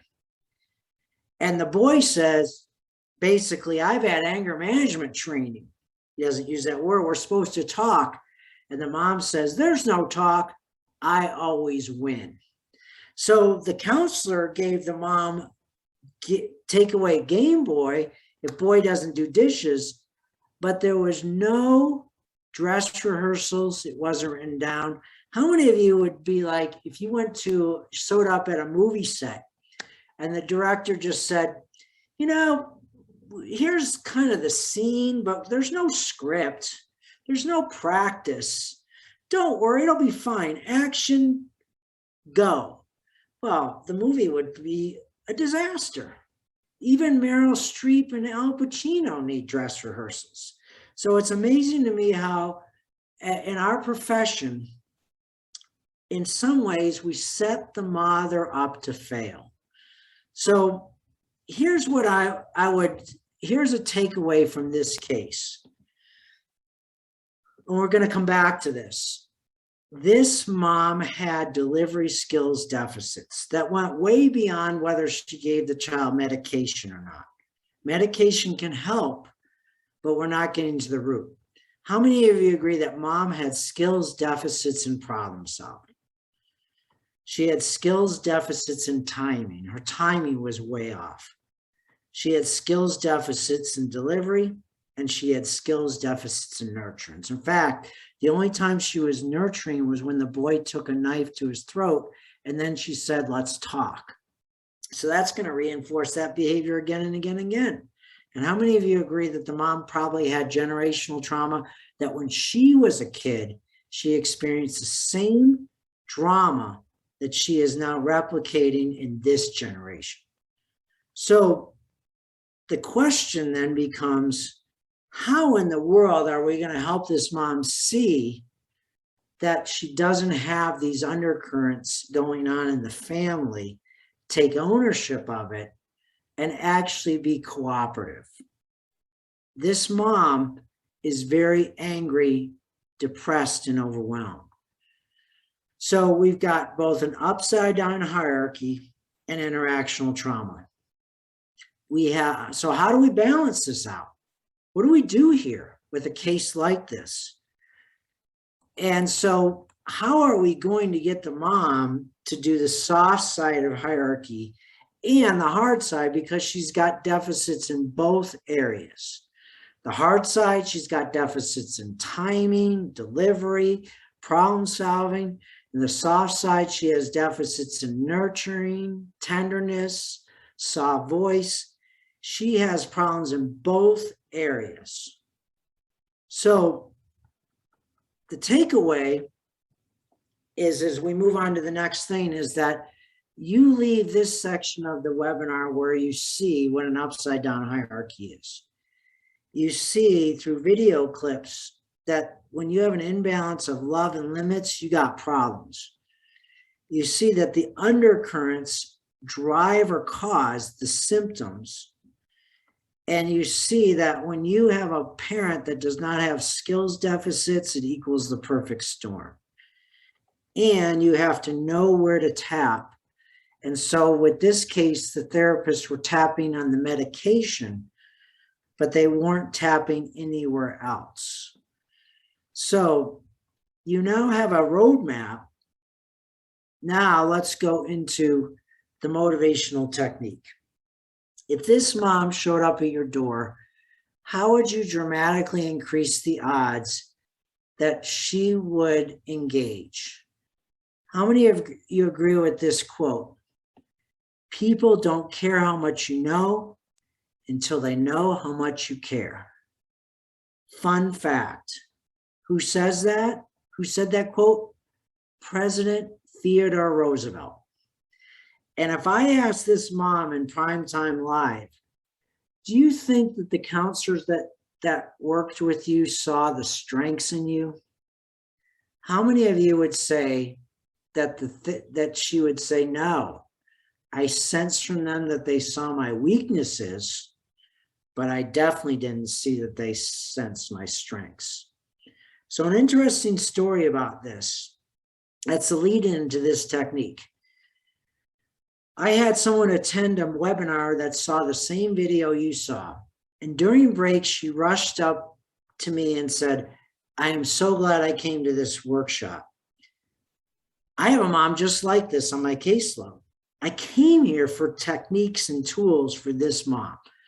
She won't show up for treatment. The judge's court ordered her to come. I don't know what to do with her. And that mom on that video reminds me of this mom a lot.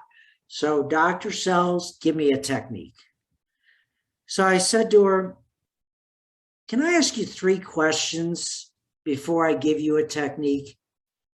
She says, sure. So here's the questions I asked her. I said, the first question I asked her was,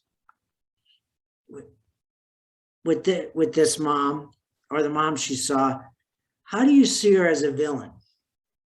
What are all the qualities about the mom that you want help with that remind you of this mom on the video? How many qualities make the mom a villain?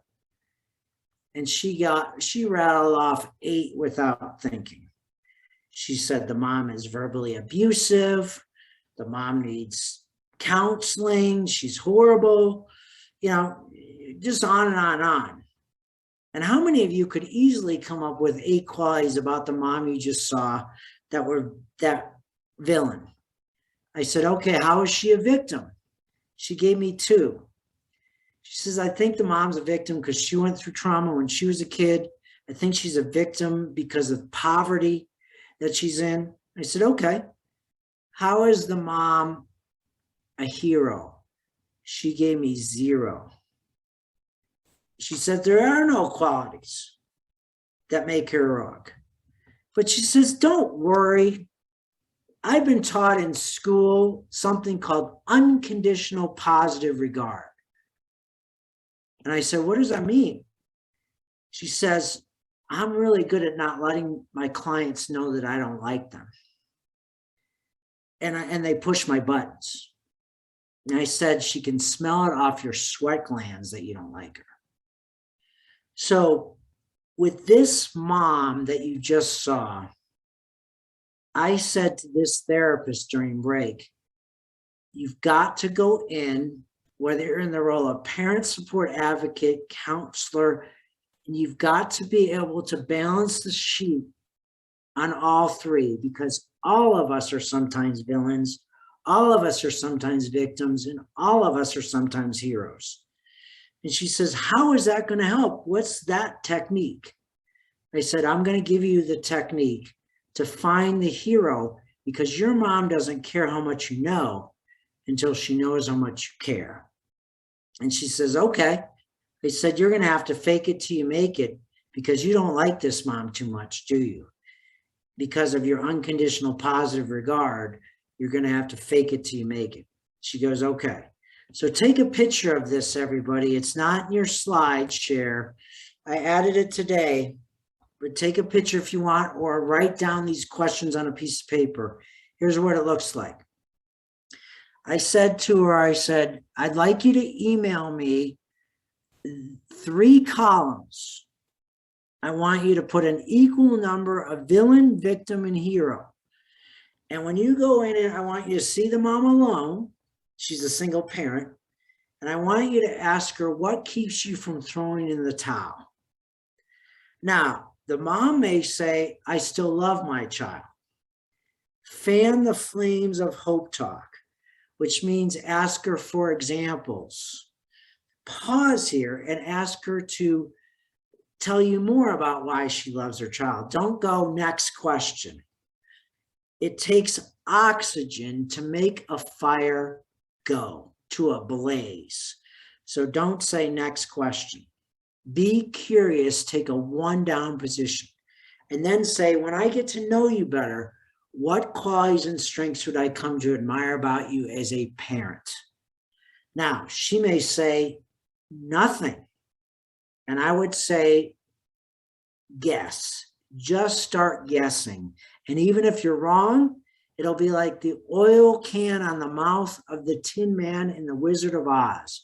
Once she gets talking, she will. So when I'm in a treatment team meeting and I've got somebody who's saying that this parent is resistant, unmotivated, or untreatable, and I get that a lot, I say to the person, whether they're a parent support advocate or a counselor or whatever role they are, I say, how is this person a hero a villain and a victim, because sometimes people will get stuck on, yeah, they're describing that they're the only victim, and they've got me convinced that their ex-spouse is the devil. And I'll say, you got on balance. Your mom sometimes is a villain and sometimes a victim and a hero.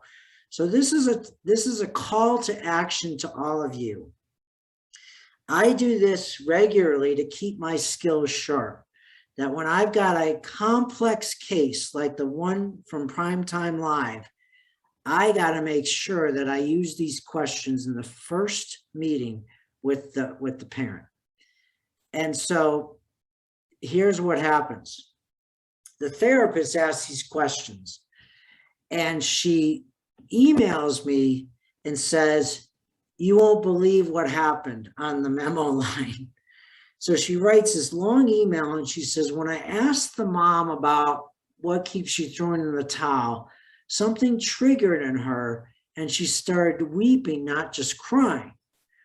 And I tenderly asked her, because she really invoked passion in me, or compassion, why do you say that you love your child and you don't want to give up? And the mother said something like, I'm paraphrasing the email, but she says, I feel like if I give up, then I keep the legacy going. And she says, what legacy? And so she writes that the client rolls up her sleeves and there's cigarette burns up and down both sides. And she says, my father used to use me as a human ashtray to put out his cigar every night. And I swore I would never be like him. But I'm crying because even though I'm not physically abusing my kids, I'm emotionally abusing them. And if I give up and throw in the towel, that SOB has won. The therapist then said, P.S., the client is starting to move. So one of the things that the villain, victim, hero is so important is it because it helps you see your client in three ways. So Randall, let me just check in with you real quick. Why do you think that exercise, as simple as it may sound, might be helpful for us when we get jaded, we get burned out, and we get secondary trauma? And I'm talking about you guys, okay? How would that help you free you up?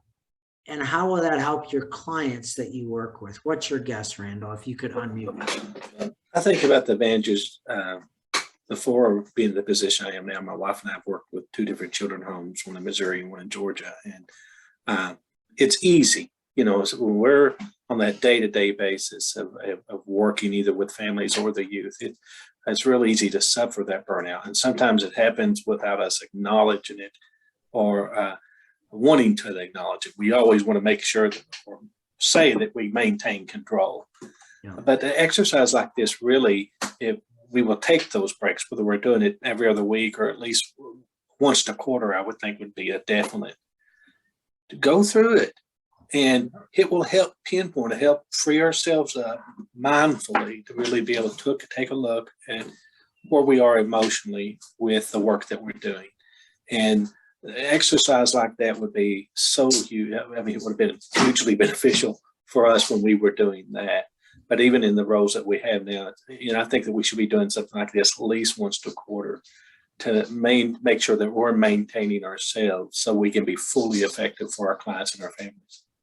You said some things that were well stated. One that I heard you say is that we can drift even if we don't mean to, because we're in the trenches. And one of the things that is our greatest strength is that we've been where a lot of these parents have been. We're not preaching from an ivory tower. But you probably would agree that if our buttons get pushed, our clients can smell it off our sweat glands, right? And so if we don't do this palate cleansing almost, whatever you want, it can jade us. And I think that's one of the reasons why we're having the great resignation right now in our field, where people are just like, I'm burned out. You can't pay me enough for this job. And unless we can get inspired, we're not doing this for the money. So I think it's really helps our burnout rates as well. But when the client feels our caring, it brings up compassion on both sides. Would you agree? I totally agree. And I think, we touched on this a little earlier, I think it was before the break, on the little wins. And not just for the people that we serve, the children and the families we work with, but then for us too, because I think little wins recover so much emotionally for us that it really helps us to keep that perspective that it's not a financial reason that we're doing this. It's not a personal gain. Yeah. And so those little fill ups, like if we don't want to get dehydrated, we've got to make sure we're continually getting we got to get water. Right. There you go. Right. So anyone else want to make a comment on that before I go on? Because I'm going to give you some more tools in your tool belt where those questions of what keeps you from throwing in the towel, and when I get to know you, how what I admire about you are great questions for the first meeting, and you can do it throughout your meeting. I might see a client for 3 or 4 months and I might say, can we ask these questions again? People don't get tired of them. Did you have any question or comment about that before I add to your tool belt of what we've come up with in even the first phone call? Jeanette, question or comment? I always like to be able to work with the parent about the history of the family, because that gives me the tools to really support her or him, because their history really means the world on how to be the better parent that they want to be for their child. So I find it that when I talk to the parents, I'm always looking at history, where we came from, where we're at, and how do we want to be a better parent. So that has helped me a lot. Because people can forget the victories. They can forget that they still care about their child. And there's power in words. And you can focus so much on catching your child doing something wrong that it becomes a habit. And it's amazing how this jump starts. And I think talking about the past can lead into how can we change the future, or how can we learn from the past. So that's a great segue, because I didn't stop at these 2 questions. I added some more seasoning like Top Chef. And these questions came from the parents themselves, because I asked them, why do you think we don't do as good a job as we could in counseling to inspire you? You've been to 5 counselors, 6 counselors, 7 counselors, and you're more burnt out. What are we doing as a profession that aren't inspiring you? And this was hard for me to ask, because when clients wouldn't show up for appointments with me, or they'd show up late, or they wouldn't show up at all, or they didn't do the homework, I just slept like a baby at night, because I'd be like, well, obviously they're unmotivated. They're not ready for prime time. They're resistant. But a colleague said to me, look at it this way, Scott. It might be your parents' best way that they know how to tell you that what you're doing is not working.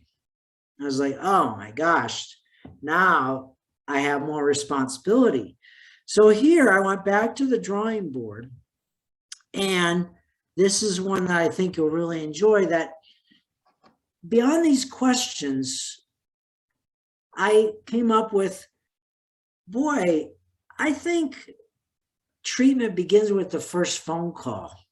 Or I believe that these questions are needed, and especially from a parent support advocate, because you guys have street cred, these questions are critical.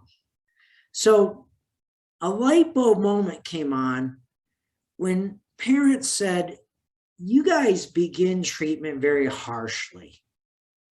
And I go, what do you mean? It's like, all you do is call us and say, here's the appointment. or this is the time I'm meeting. Oh yeah, sometimes you'll say, can I give reminder calls? And sometimes you'll try to bribe us with pizza, but that's not soft. There's no relationship there. So why would we come into this first meeting with you? And so these questions gave us the ability to be soft. How many of you agree when you watched that Primetime Live video that there was no soft startup with that mom? It was harsh. And so here's the questions.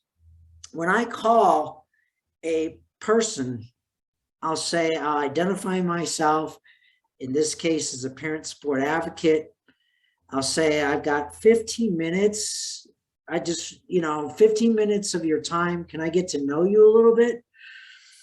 And I've had people say, hey, you can have 15 minutes. And I'll say to them, and the reason I do 15 minutes is I don't want this to turn into a therapy session.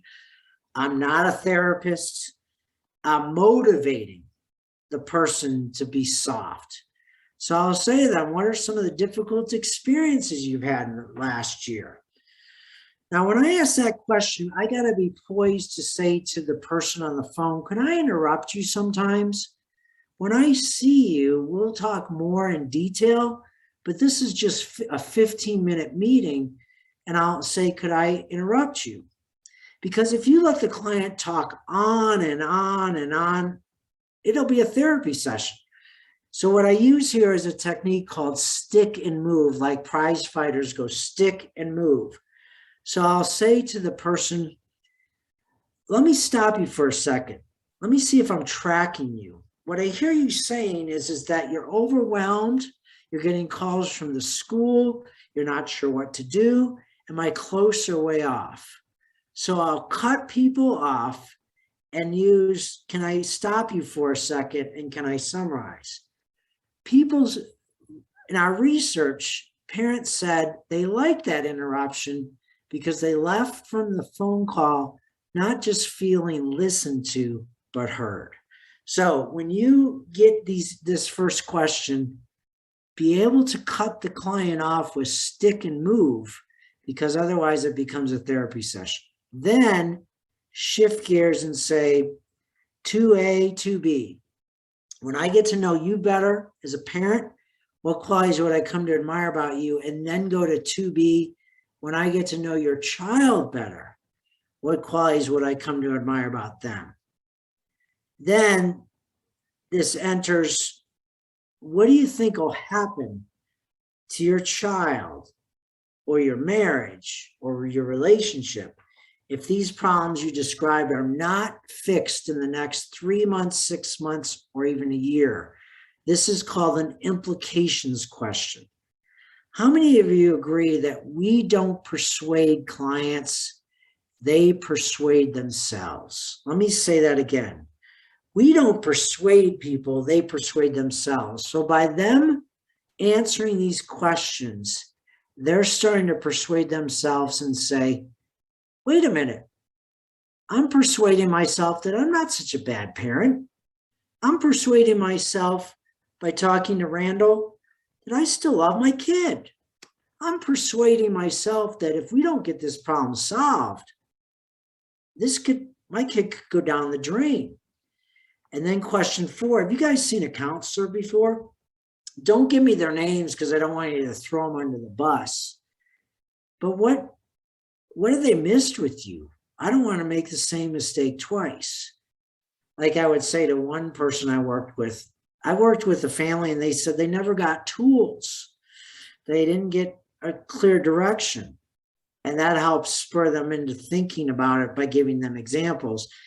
And who is supportive or non-supportive in your village? Do you have anybody that we should contact to help?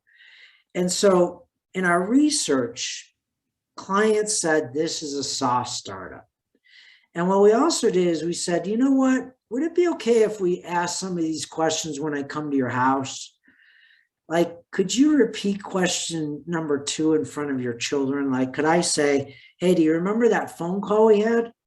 Could you tell your child, like you told me, what are qualities you admire about them? And then I'll say to the child, if they're old enough, What qualities do you admire about your parent? So this should only take 15 minutes. You can do it in person, like the therapist did that I gave you the example with when we did villain, victim, and hero, or you can do them on the phone, or you could do both and. But this technique, take a picture of this script or get it out of your PowerPoint slide. But one of my calls to action is villain, victim, hero, and to ask these questions and then ask your client, was this helpful? And you will hear awesome things from your parents that this was a game changer. So let me pause there and circle back to Jeanette, because it kind of dovetails off of what you said earlier. Jeanette, do these questions validate and enhance what you already do, but just give you more a complementary fit? And can you see yourself using these questions after today? You just have to unmute your phone there. This is such a great presentation, because it did, the reason I picked this was because I see this all the time with our family. So most of the tools you're talking about, it's great ideas for me to try to do better for my families and supporting them and giving them the same tools that help me. Now, when I say stick and move, Jeanette, what do you think I mean by that? Does that make sense, or do you have questions about that? So you've tried this question out on the phone and you say, what are some of the difficult experiences? And that person goes on and on and on. What does stick and move mean to you? It's listening to I'm thinking, when I hear that, I think I need to pinpoint what the actual issue is. Yes. So let's try it here now, if you don't mind. I'm going to pretend, okay, that I'm calling you, okay, and that I'm going to stick and move, okay? So we'll just pretend. Is Jeanette there? Yes. Hi, Jeanette. My name is Scott Sells. I have the honor and privilege of calling you. I know I got your number that there's stress at home. And I was wondering if I could just take 15 minutes out of your time to ask a few questions to get to know you better. And then maybe from there, we'll decide next steps. Could I have 15 minutes of your time? Yeah, but what is this really about? Me getting to know you, and my role is as a parent support advocate. I want to, right now, there's stress, I think, in your family of some difficult experiences that you're experiencing. So my role is to be kind of an advocate for you. So I apologize for not explaining clear. Well, I always get these phone calls all the time and everybody wants to help, but they never really, they come and go and don't ever listen to what I need. And you offer things and nothing is really accomplished in my family. So I'm still in the same boat that I was from the last call I got. So let me see if I'm hearing you right. You've had a lot of these calls where people make promises and they're empty. And so you don't want me to be just like one of the many people down the line. You're very skeptical if I'm going to be able to help. Is that close or way off? No, it's just the matter of fact that I constantly are reaching out to services within these agencies, and they tell me all these good things that they think I want to hear, but they really don't help me with the clue that I need right now with this family that I have.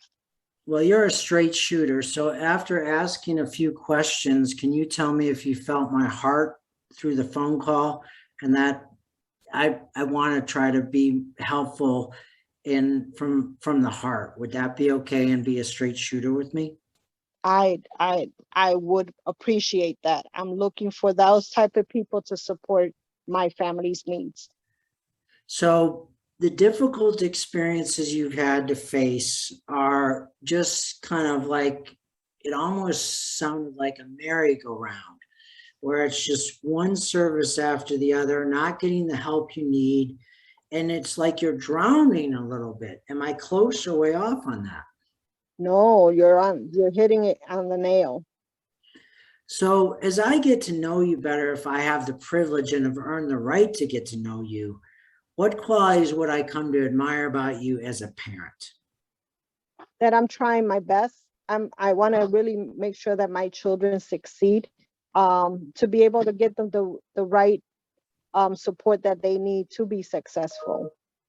So you're the type of person, if I'm hearing you, is that you don't give up easily, that you are kind of like a lioness protecting her cubs in a way. And that one of the things that I would admire about you is your persistence. Am I hitting the nail on the head on that? It gets very emotional to talking about what's going on in my family. Yeah. So sometimes I might tear up because I've tried so many things, and I feel like sometimes I fail. So I need people that are really going to help my family succeed. So not only are you straight shooter, like I said earlier in the call, and that you won't give up, but you wear your heart on your sleeve and that you're emotional because you care so much. And as I get to know your child better, what are some qualities that I come to admire about them? Well, I know it's hard for them to accept no at times. I hear them when they are having a hard time. They kind of figured that I don't understand, but I know where they are and I know where I want them to be. So I try to give them the benefit of the doubt and support them as best as I can. So there's just so much caring, and you see that in them. It's like their authentic self, who they are. And so, Jeanette, if we don't get some of these stressors solved, what do you think is going to happen in the next couple months if we don't fix some of these problems?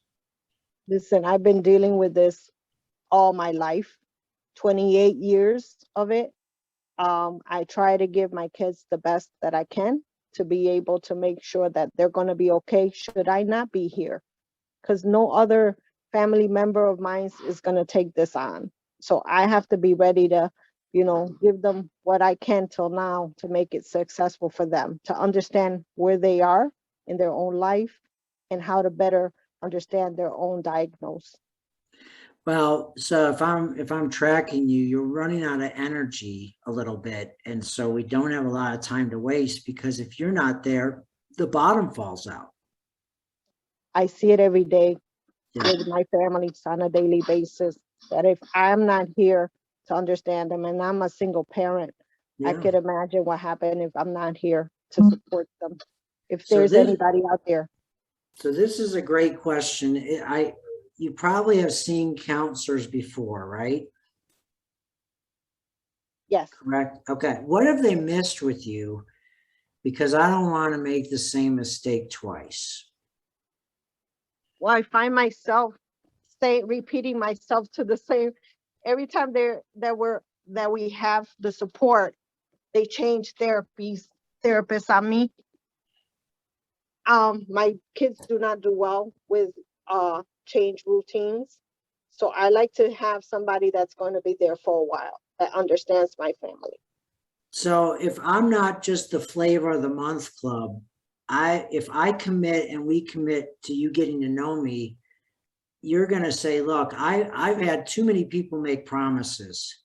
Scott, if you are going to be in our lives, I got to learn to trust you slowly, because they've been burnt a lot. And you're going to have to stick around through the good, the bad, the ugly. Is that close or way off? That is the key for me. That is the key for me.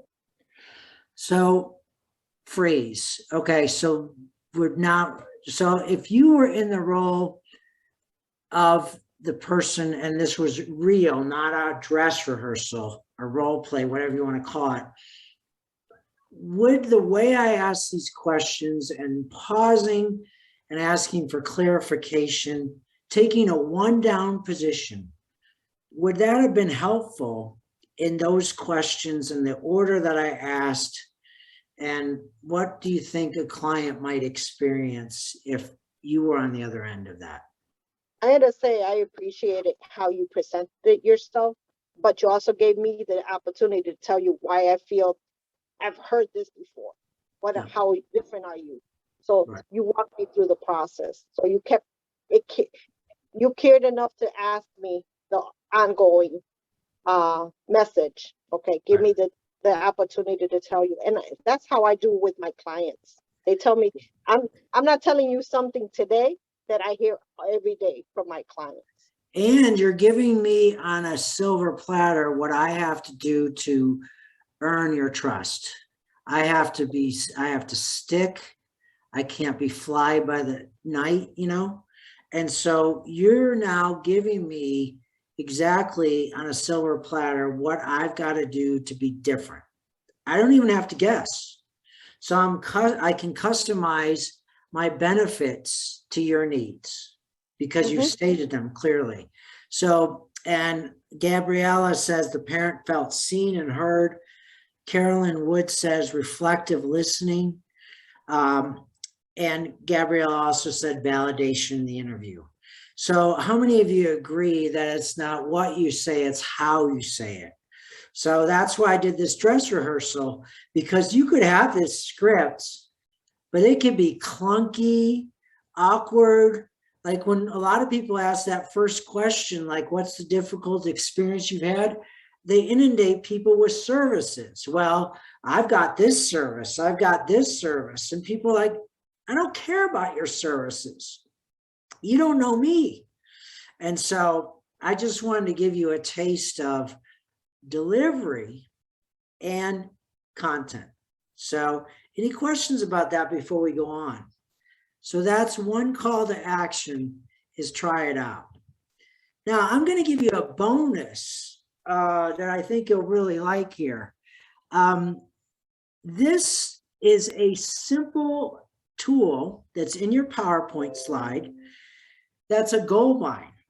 When I was a young doctoral student at Florida State, I read this article that blew my mind. And they said most people drop out of treatment, not because of your model or what you do, but their perception of whether you're helping or not.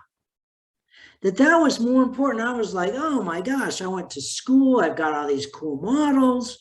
I'm like, and they said in the research that we don't get feedback from our clients in real time.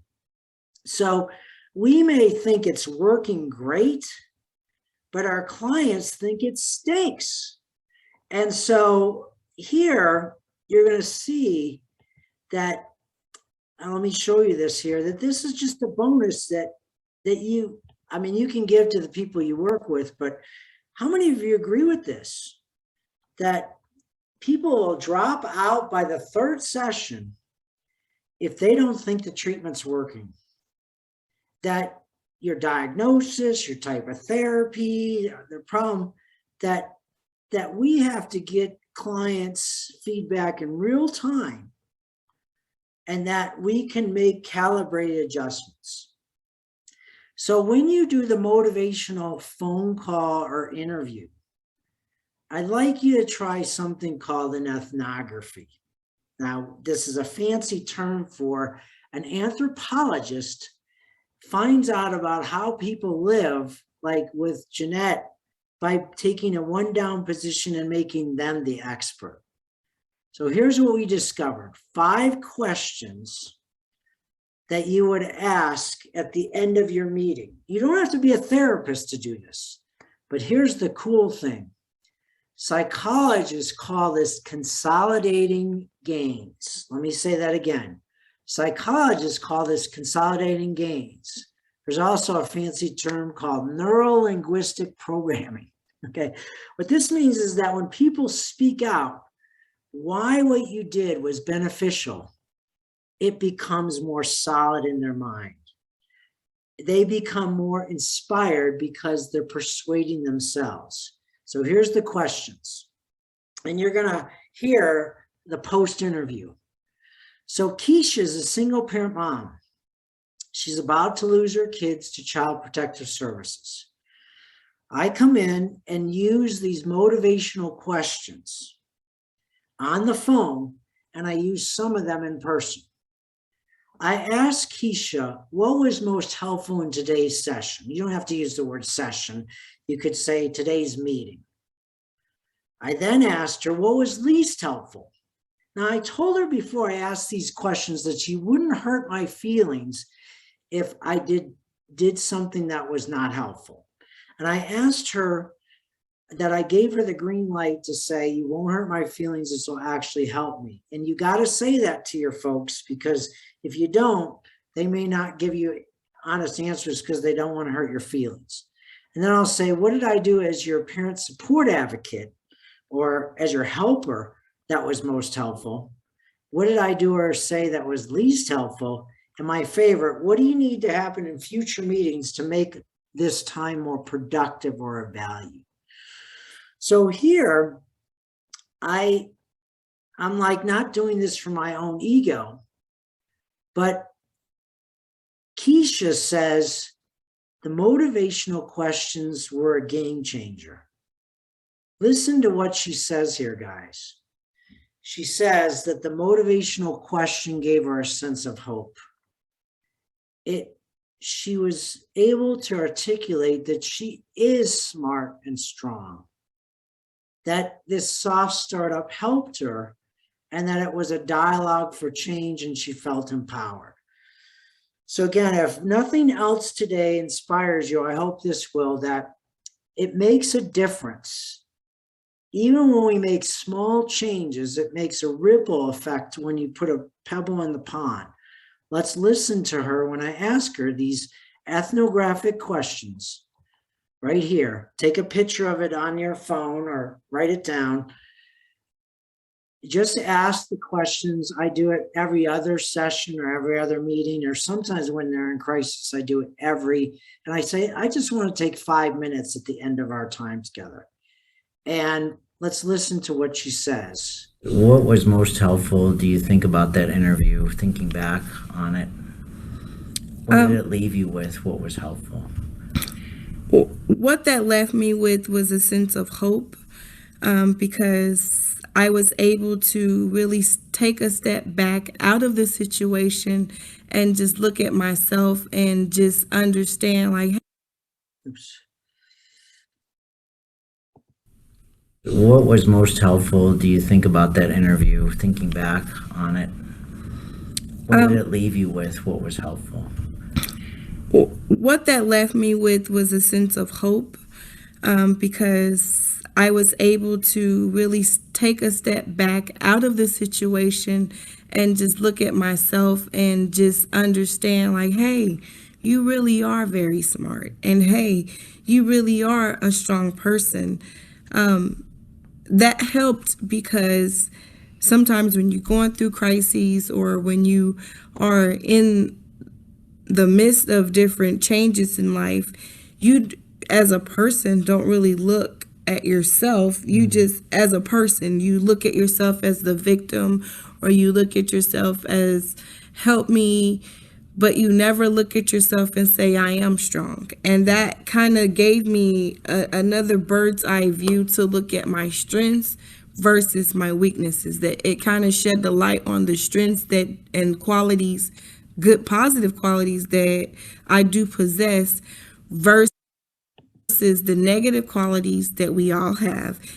Okay, so I had a parent support advocate take this workshop, and they said to me, I gave these questions to the counselors I worked with. And my role sometimes is I'm a linker. I link helpful tools to the people I work with. So one of the things that you may want to do is do it yourself, but also show it to those around you, because you can make a difference just being a transformational catalyst to help the folks that you work with get better at their job with this. So let me pause here and ask a couple of you. Mary, if you could unmute your phone, you're right kind of in the middle. What do you like the 5 questions? Is it something you'll use? Why or why not? Mary, if you're there, if you would unmute your phone. Okay, let's go to Crystal Balsters. Would you, if you wouldn't mind, comment on how might these questions be helpful or not helpful for you?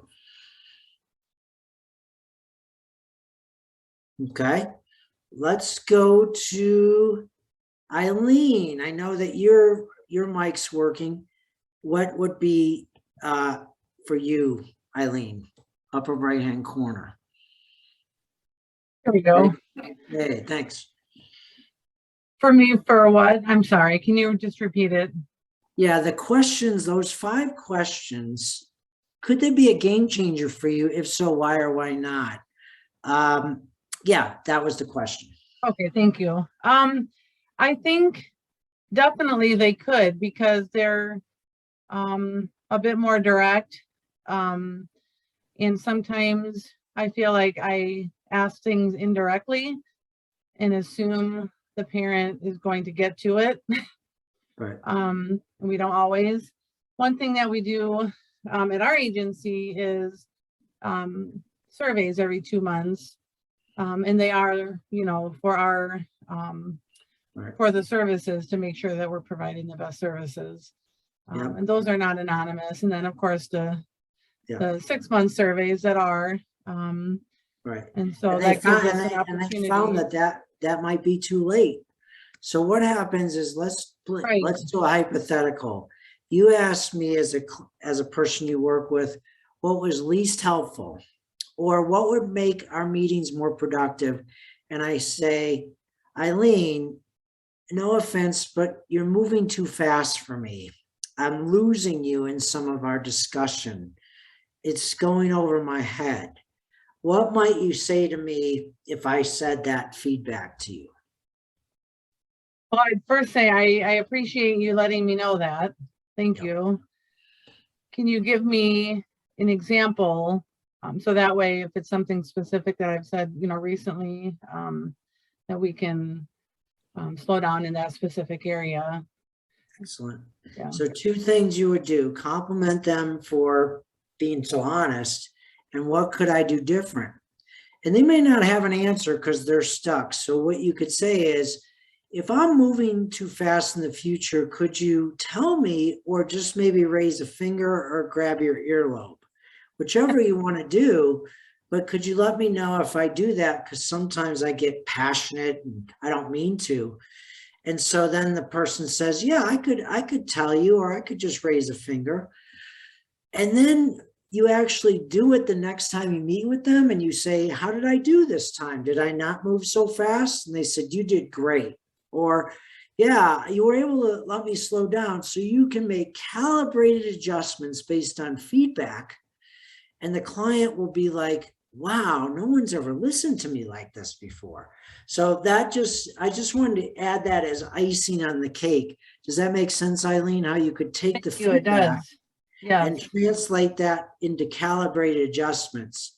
So, and I think Debbie Martinez, you had a question or comment with your hand up. I did, thank you. Going back to like the motivational phone call very quickly, if it's okay. In cases of parents who might not have the 15 minutes, I know you started with that, right? Yeah. Do you have about those 15 minutes? A lot of times when we contact parents, they are moving about and rushing through things, and they don't have that. How many attempts do we have, right? That's good. Phone call. Yeah, that's a great example of adapting what sounds good on paper. So what I'll do is, I kind of did a little bit with Jeanette, where she never really said, you do have 15 minutes with me. She launched into, oh, this is going to be another house call, kind of skeptical. So what I'll do is, you don't have 15 minutes. Do you have 5 minutes where I could ask you just a couple questions? So what often will happen is that I'll say, what are some things that are frustrating for you or difficult? And then I'll ask the question of, if I get to know you better, what qualities would I come to admire about you? Or I'll start with that question, and it's such a pattern interrupt, like they're not ready for that. That 5 minutes turns into 15 minutes. So I start where the client is, and then they're not angry at me. Once I heard, be kind to everyone, because everybody's going through problems. And so I just say, could I ask 1 or 2 questions? And most of the time it turns to 15 minutes, but it's on their time, and they're there because they like the question. So I adapt to 1 question. And if I only had 1 question to ask, I'd ask the inspirational, transformational question of, if I get to know you better, blank. Okay. So good question. Anyone else? Okay, so if you need to take a break, take it. I'm going to finish out strong because I want to end our meeting together with 2 more techniques in the 45 minutes that we have left. So this was the bonus technique. And now what I'd like to do is go to, well, I just want to summarize the takeaways from the MI technique to put a pin in it. It helps motivate your toughest parents to show up and cooperate. It's a 5-question, not 6-question motivational script. It helps start to move the parent or caregiver from just fix my kid to we're all in this together.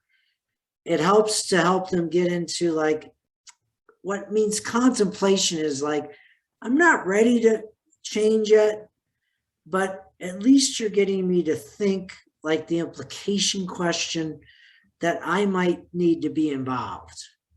And that the ethnographic interview consolidates the gains and you can make calibrated adjustments like the dress rehearsal that we did with Eileen, where, hey, you said I'm moving too fast.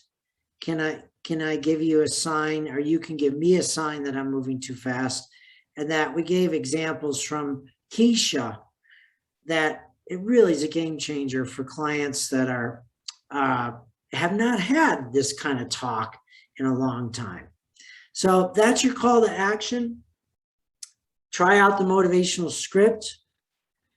Try out the villain, victim, hero, and increase the odds that we can turn a family like this around. Even if it's 20%, 30%, that's awesome. So this is to answer Debbie's question. You're on the fence with competency. And what I mean by that is like your roles as parent support advocate. You're on the edge of being able to bring this up in your meeting and hand it off like a baton in a relay race of where you have the clinician kind of really come in at this point to kind of either you work together or you hand off the baton. So sometimes a lot of parent support advocates will say, I can do this one. It helps. It's a great technique. So you can judge for yourself how far you want to push the envelope to go from advocate to somewhat helping them move towards some treatment. And then the playbooks are definitely something you would pass off to the counselor, but it's so important that you speak the same language because we've got to break the silos. Because part of it, one kid said to me, I'm an oppositional kid because I'm part of an oppositional system. And I said to the kid, what do you mean? He says, I can divide and conquer. People on my treatment team don't speak the same language.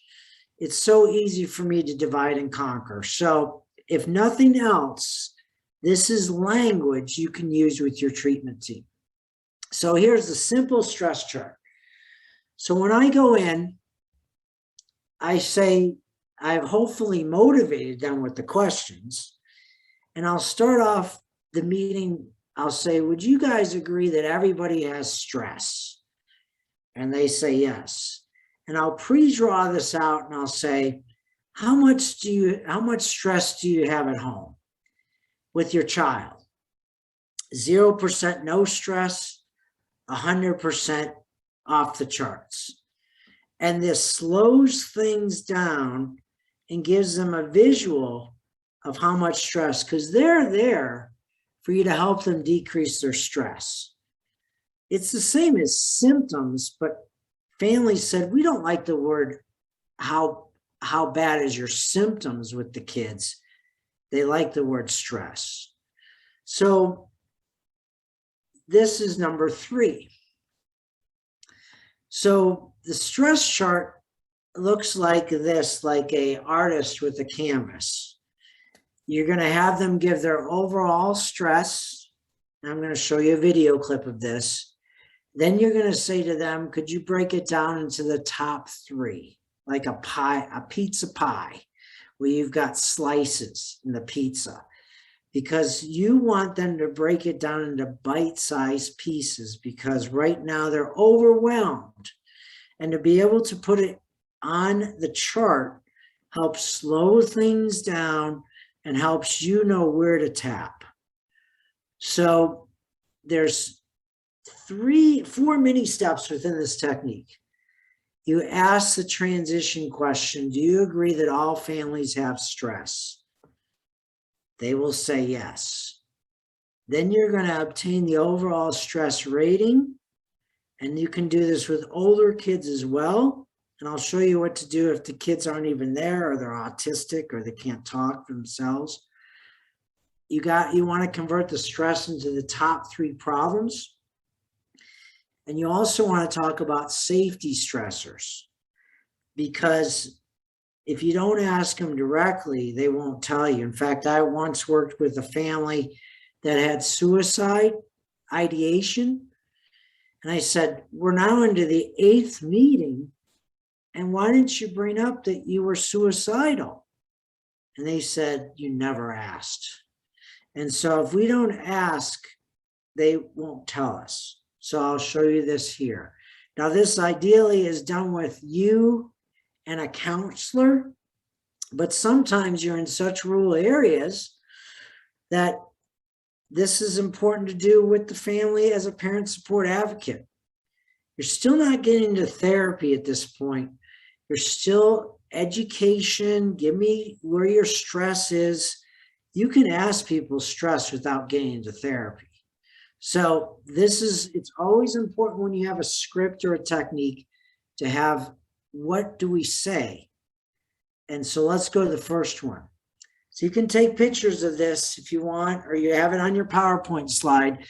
But when I use a technique, I want to have the script. I want to know what to say, and I can make the words my own, but it really is helpful to at least have a script there. An actor can't go into a play without a script.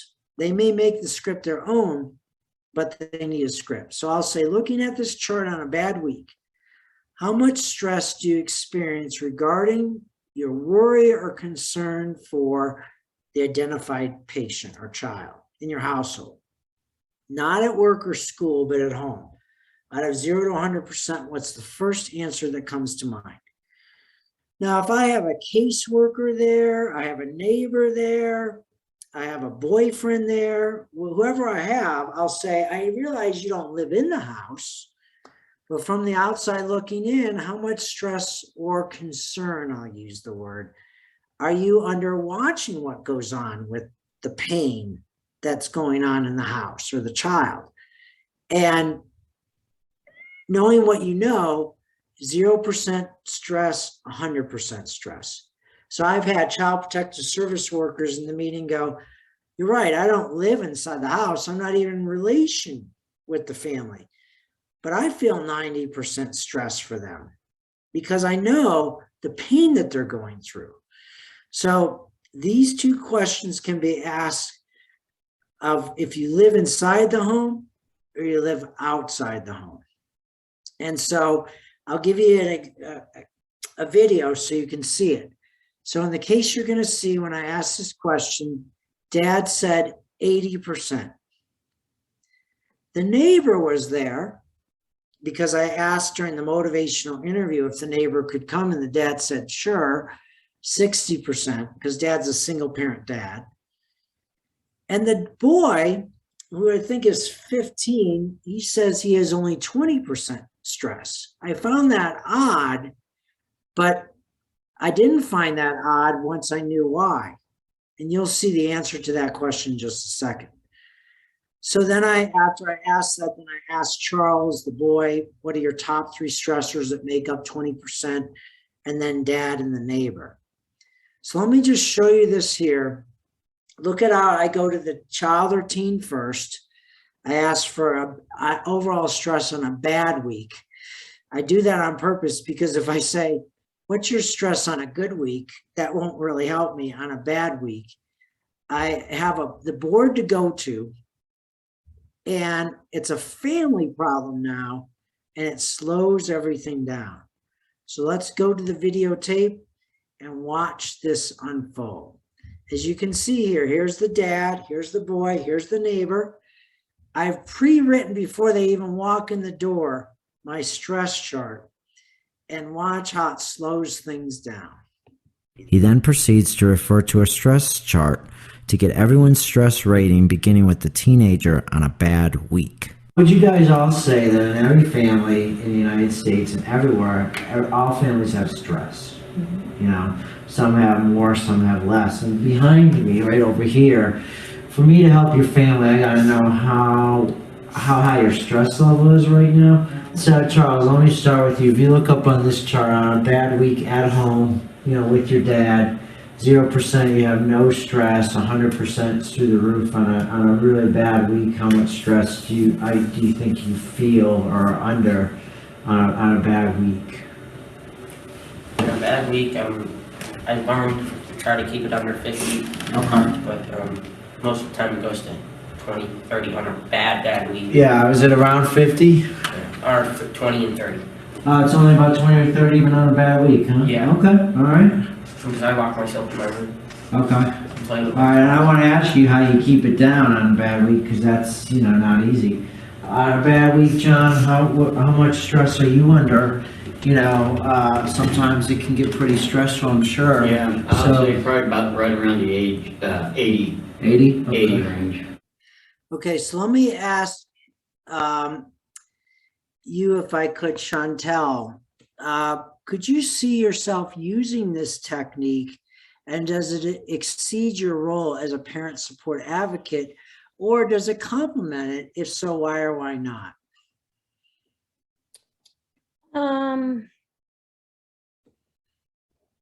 I think, yeah, you can, I mean, yeah, finding out their stress, it's hopefully is going to open up a window for them to where you're going to learn what affects them, to each learn what affects each of them.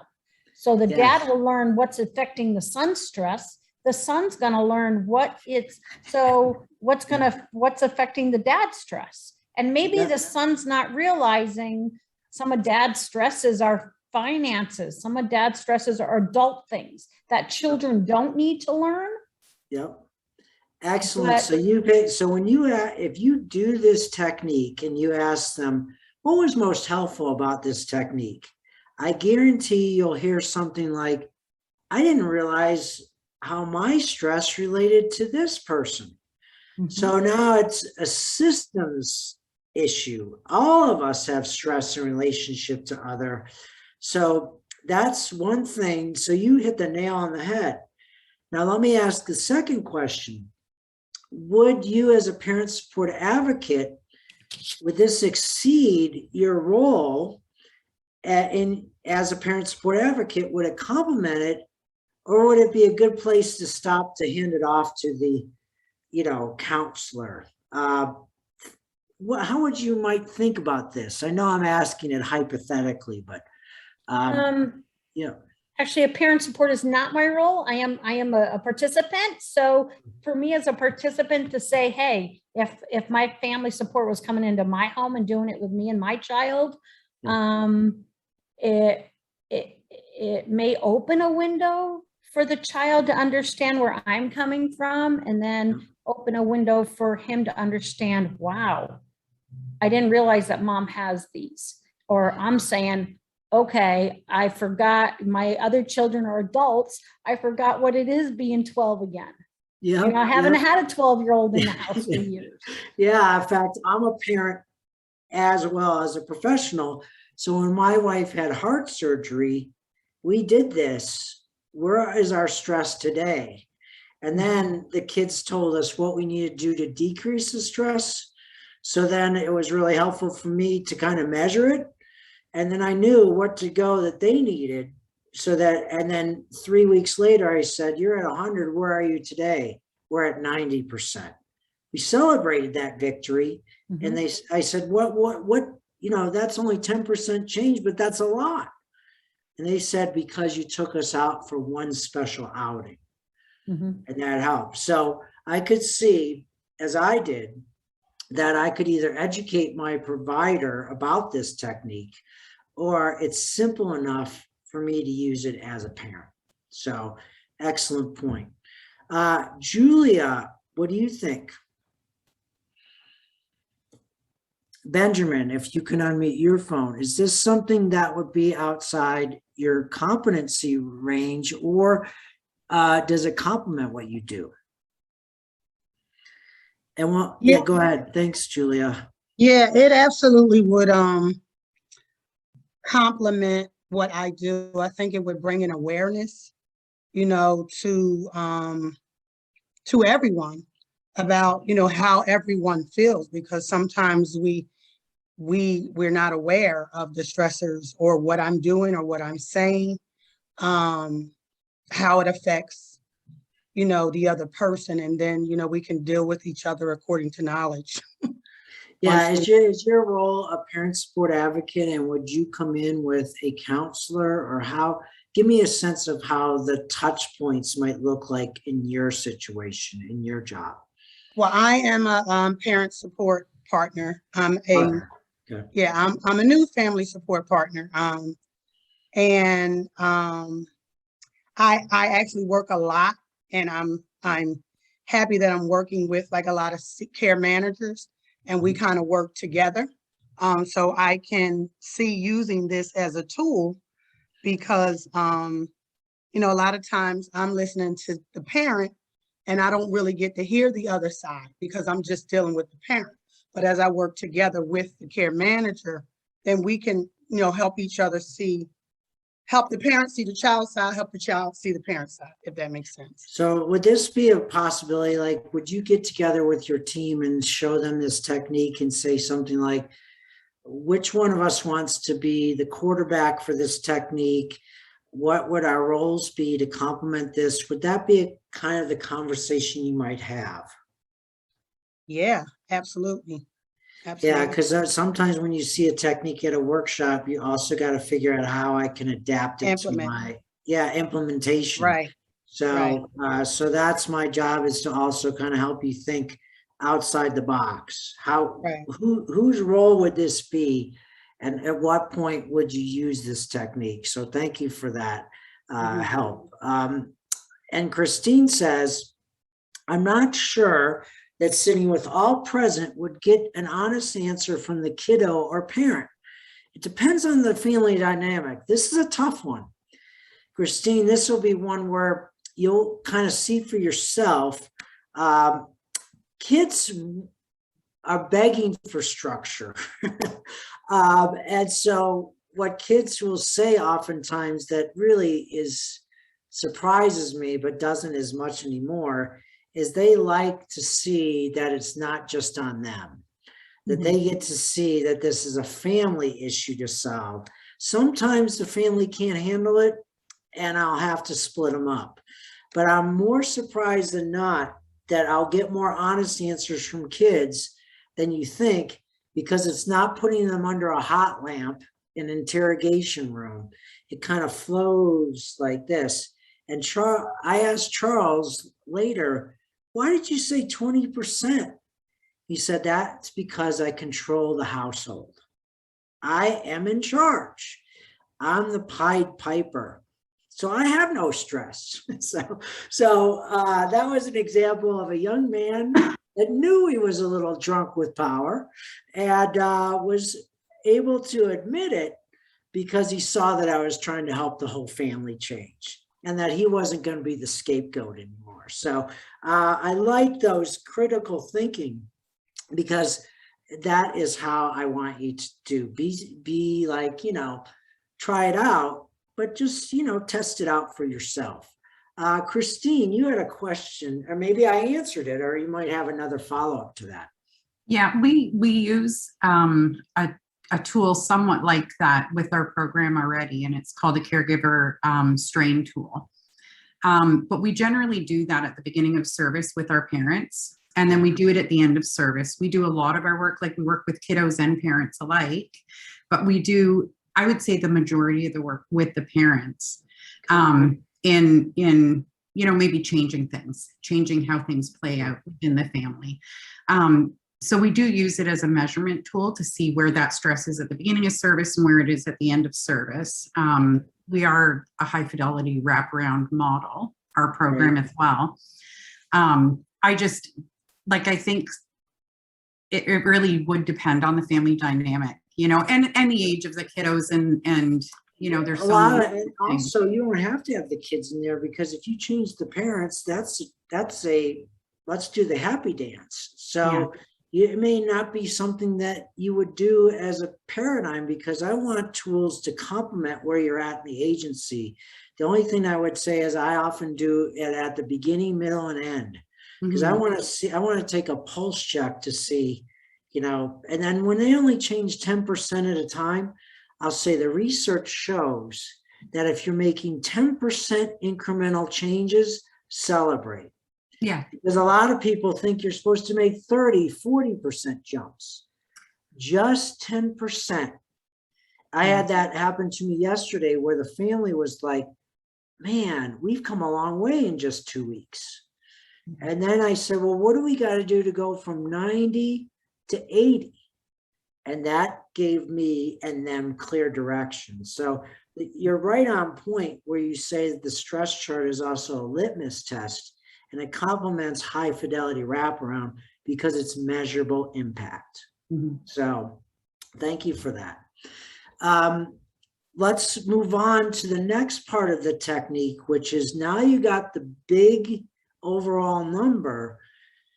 Families are still overwhelmed, but they're hopeful with just putting the stress on the board. The next transition question is asking them, each person, could you tell me the top 3?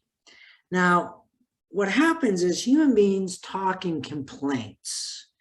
They don't talk into major categories. So here's the problem with that. If you say to a child or a parent, what's your number one stress? And they say, my child doesn't listen to me. That's a complaint. The problem is when I want to write a playbook or contract around not listening, I can't really, it's too amorphous. It's too sand through my fingers. But if I could say to the parent, not listening, is that a form of like disrespect? And they say, yeah, the major category is easier to write a plan around, like chores, than it is some amorphous thing called just listening. So in the slide share I'm going to go through with you is that I've given you some cheat sheets to go in where you guide them to going from complaint to concrete category. And it will help them to feel more like grounded when they can actually take this amorphous concept into something that's concrete. Let me show you what this looks like here so you can see. This may seem like a small thing, but over the years, I found it to be a very big thing. So I'll say, I want to convert the stress into the top 3 problems. So I'll say to them, here's my transition statement, my favorite thing I need to pivot to the next thing. Now that I know your overall stress, can I circle back around and ask you the top 3 things that make your overall stress broken down? I'm going to start with the adolescent or child first, if you have the kid in the room. And as you can see here, Max said, mom doesn't listen to me. I converted that into a category called mutual disrespect. Dad is never around. That becomes the category of grief and abandonment. Mom left us in foster care. That becomes a category. So later, when you're trying to put together a playbook or a contract, the categories are really important. So let me just show you this real quick here. Some people talk in major categories. Like Charles said, yeah, we argue about chores. Well, I don't have to convert that to a concrete category. Chores is already concrete. But screaming teachers is not a category. So I ask him, well, what does that look like? I'll just start guessing. Is that, grades? Is it not skipping school? He says, yeah, it's school performance. My grades are like F's and D's, and the teachers scream at me. So I said, okay. And then Dad says, upkeep of the house. I say, is that chores? He says, yes. He says, doing everything right. He says, it's disrespect, and we yell aggression. So now my stress chart is much more concrete. And when you ask people, what did you like about this technique?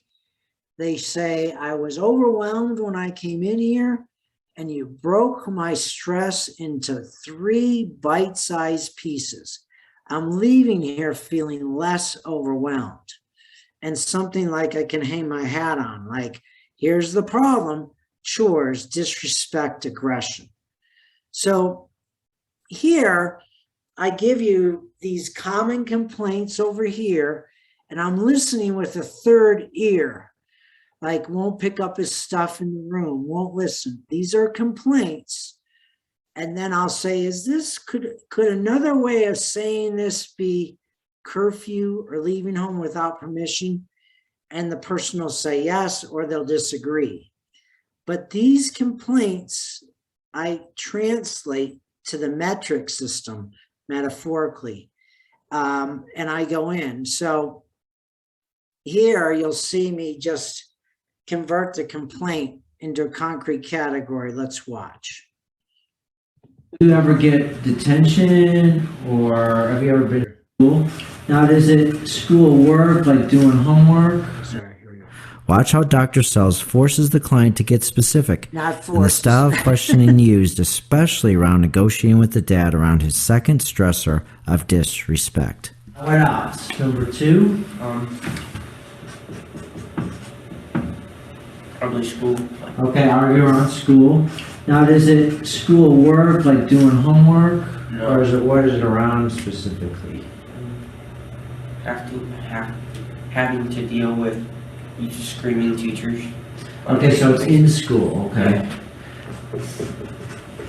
Now, do you ever get detention, or have you ever been suspended, or has it gotten that far? I've only been suspended once. That was for 2 days. 2 days, okay, and that was last year? Yeah, Okay. actually at the end, I think, last year. Okay. And do you and your dad argue over doing homework at all? No.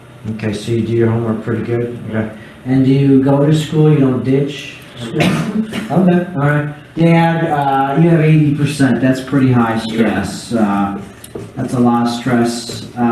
What makes up your top 3?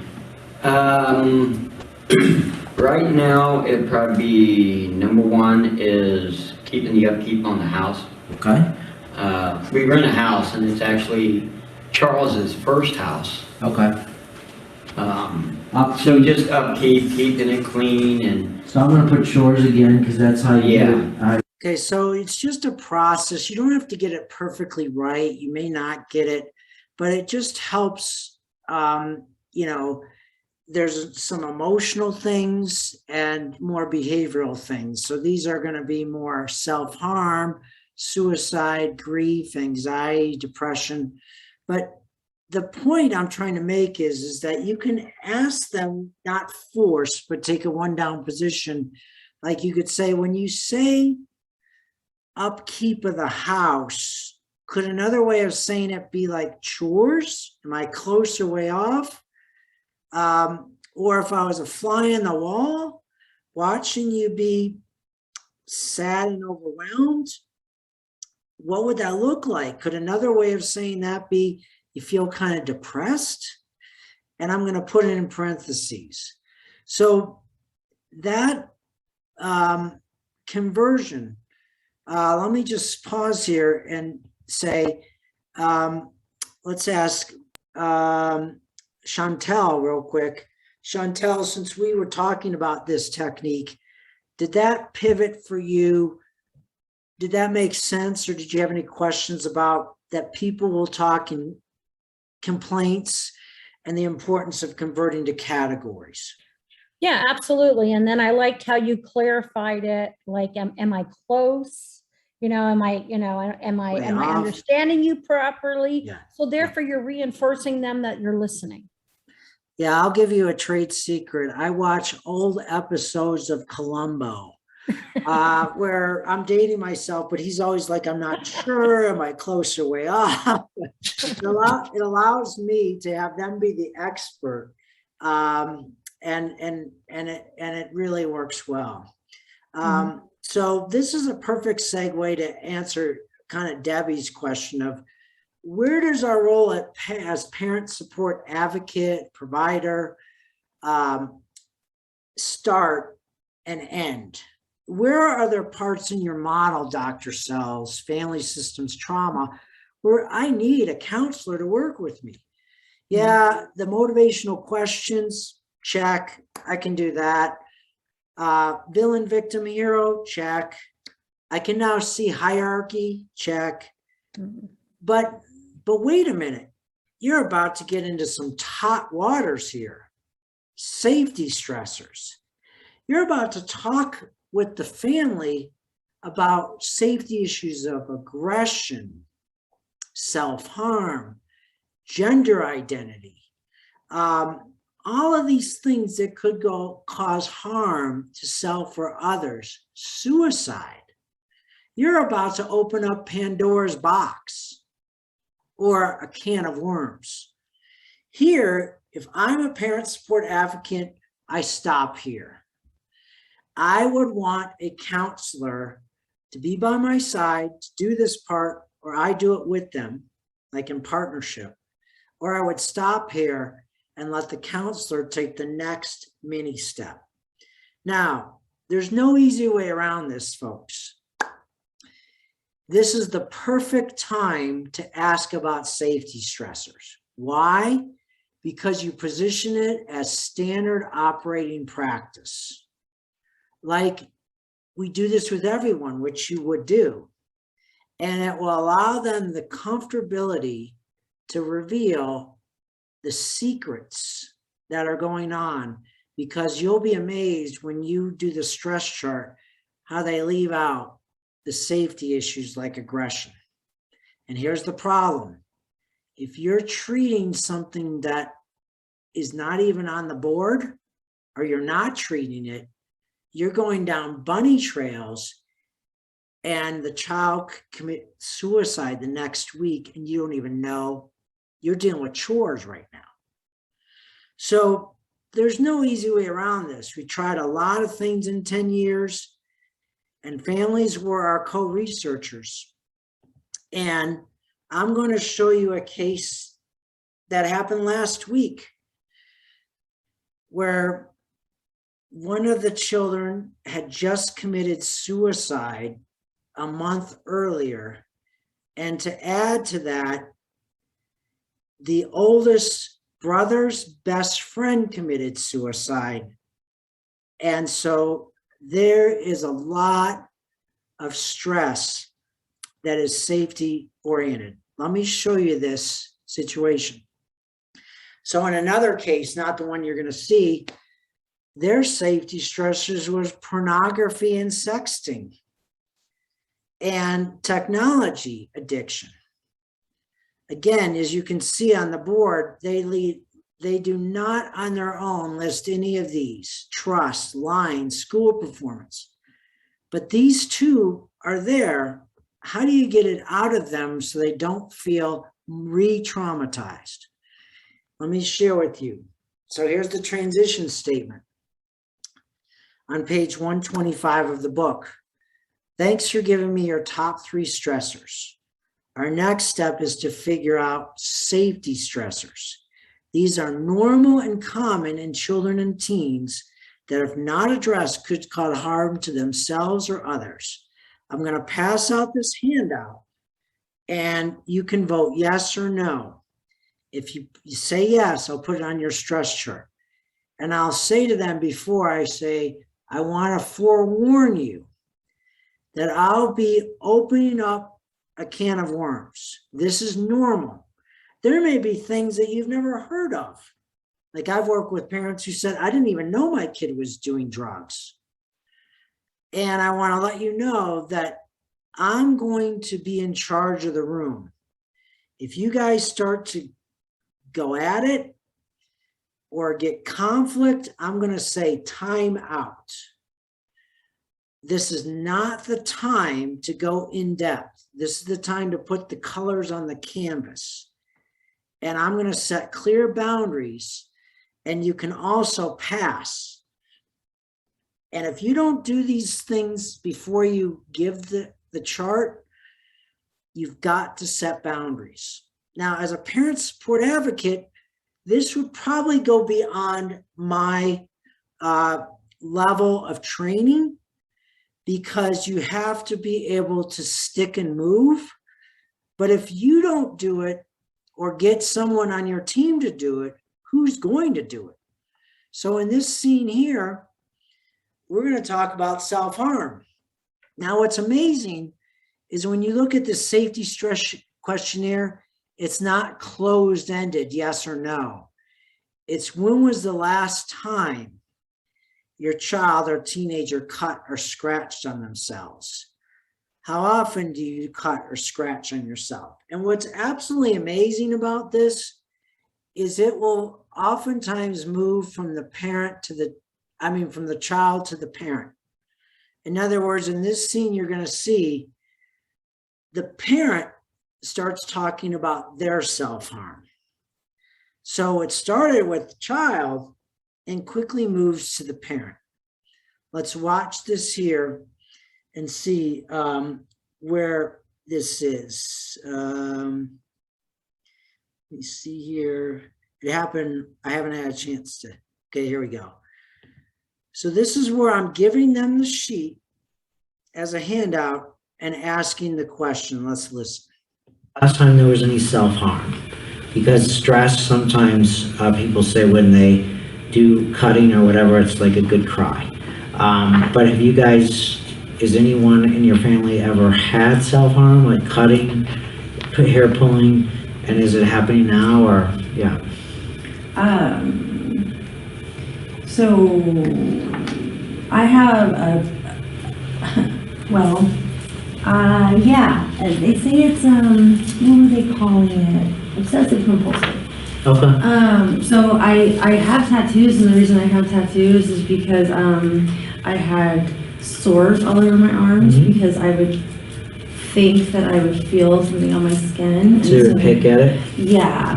And so while my tattoos were healing, I wouldn't do that. So but you can look now and you can see all the little scars. But now it's my fingers, and they're actually doing really, really, really well right now.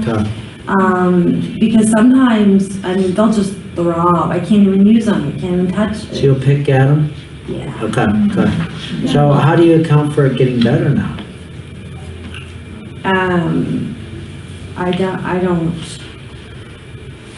I don't know. Usually you can tell what kind of day I've had by the state my fingers are in.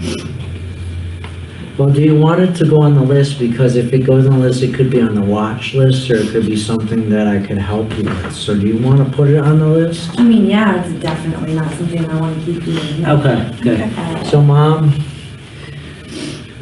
I'll put it on the list. So this is called safety stressors. And I'll put for Mom the fingers. Yeah. Okay?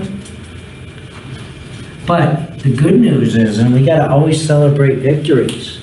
Like, you've come a long way. Because when you had tattoos to cover the sores and stuff, that was an endless cycle. And so I just want you to be proud of how far you've come. Would you agree? Yes. Yeah. Would you guys agree? Yes. Yeah. Yes. So by putting this on the list, it helps take power away from it. It's real. And so the second one is bullying. Okay, so now let me go to Debbie. Are you still there, Debbie? No, she might have had to jump off. But let me go to are you asking for? yeah, Debbie. Alan is fine. Debbie, would you see as your role, would this be beyond your scope of comfort and ability to go into stress chart? And you saw me deal with, mom talks about cutting here. So what do you think about that intervention? And there's a need for it, but would you think that would go beyond scope of practice for you? I'm going to be honest with you. I've never had any therapist, any worker, any psychologist, anybody who's worked with my family to even go that far to have that chart. Yeah. Does that mean that it would have been a good thing to do for your family or not? Absolutely. Because in everybody, what I believe in, everybody deserves to be accountable for their own self. And whether they want to realize nobody's perfect, everybody has, stressors, everybody has issues. And with me being a parent of, children with different mental health issues, whether they had it from a small age or as they got older, it can be very stressful. It can be very difficult, and it can make you feel like you're in it all by yourself. You said so many great things there, is that families have said, what a relief to talk about it in this way. And that you made it normal. And mom was relieved because she had been using so much psychic energy to not, and the kids knew about it anyways. So, but now it just makes it more real.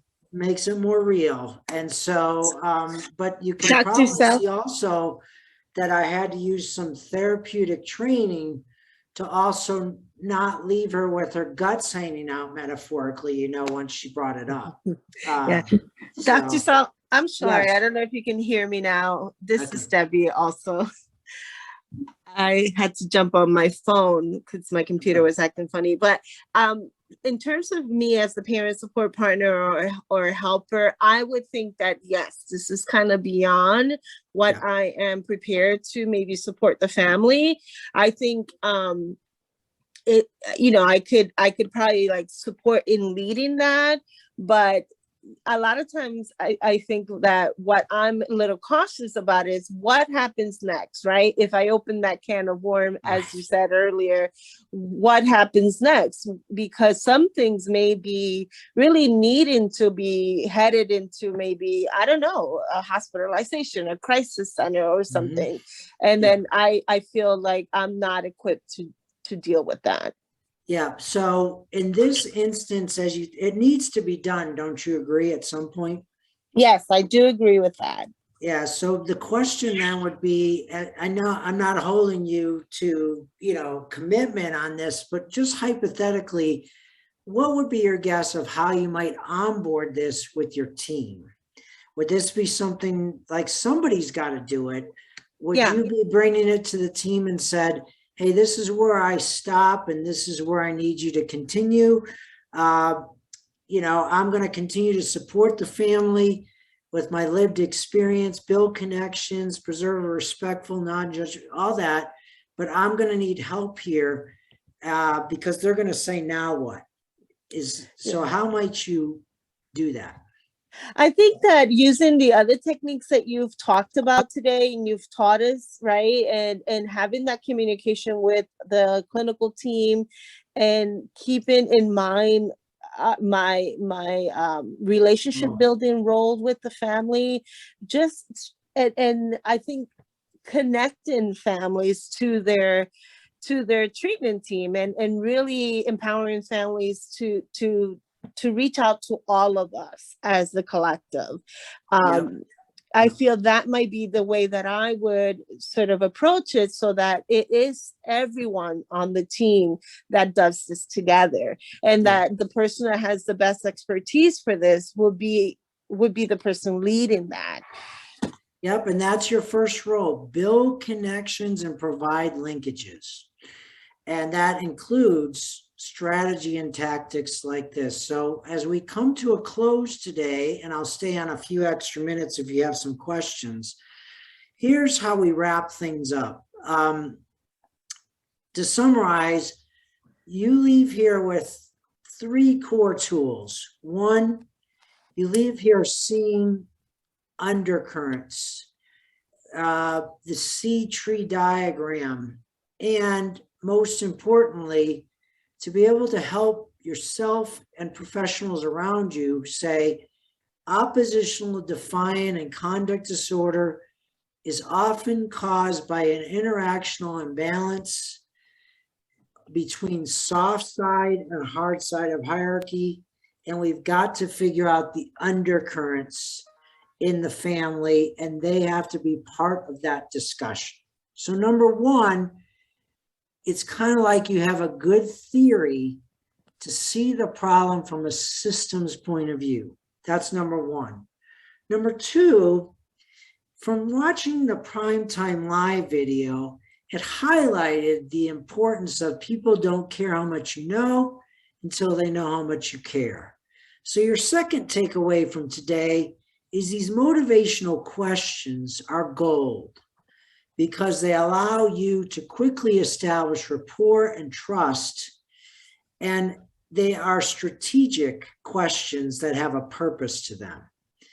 The bonus of that is that no matter what you're doing, whatever strategy you're using, you can pivot to the ethnographic questions, where you can ask the person, could I have 4 minutes of your time or 5 minutes, where I can ask you what was most helpful, what was least helpful, etc. Then you have the ability to start off your meeting with the stress chart. You can either get the book, or you can use the PowerPoint slides to have their overall stress, and you kind of know where to end your formal role, where you can go up to the stressors, but not cross over into the safety stressors. So if this kind of approach, really inspires you, let me give you a simple 2 next steps. 1, please consider joining if you do Facebook, the Family Trauma Institute community, where I post things once a week. But here, every month, if you go to familytrauma.com, I do these free monthly webinars on special topics. On November 17th, I'm doing one on addicts in the family or addiction in the family. Last month, I did difficult divorce. Next month, I'm doing grief and loss with the family you saw today. So if this is something you're interested in, please consider coming to some of these webinars or check them out, and keep learning about this approach if you like it, and pass it on to people that you know. So any last minute questions? Put your hand up. Did you have any last minute questions before we head off into the sunset? Okay. Well, please email me at info@familytrauma.com if you want the Super Nanny video, and I'll send that out to you right away. And thank you again, everybody. I hope you have a great day. And I just want to say one thing from the heart. We need you today. I have never in my 30-year career seen more stress in our families. And you guys don't know this, but you may already know this. You're the game changer. Families have been through so much stress with so many failed counseling sessions, or they're just under stress from the pandemic, that we need you. You're the cartilage to the bone. And so thank you for what you do. And I hope that this will help you just even a little bit to keep going. And I'm proud of all of you for being here. Thanks, everybody, and have a great day. Bye, everybody.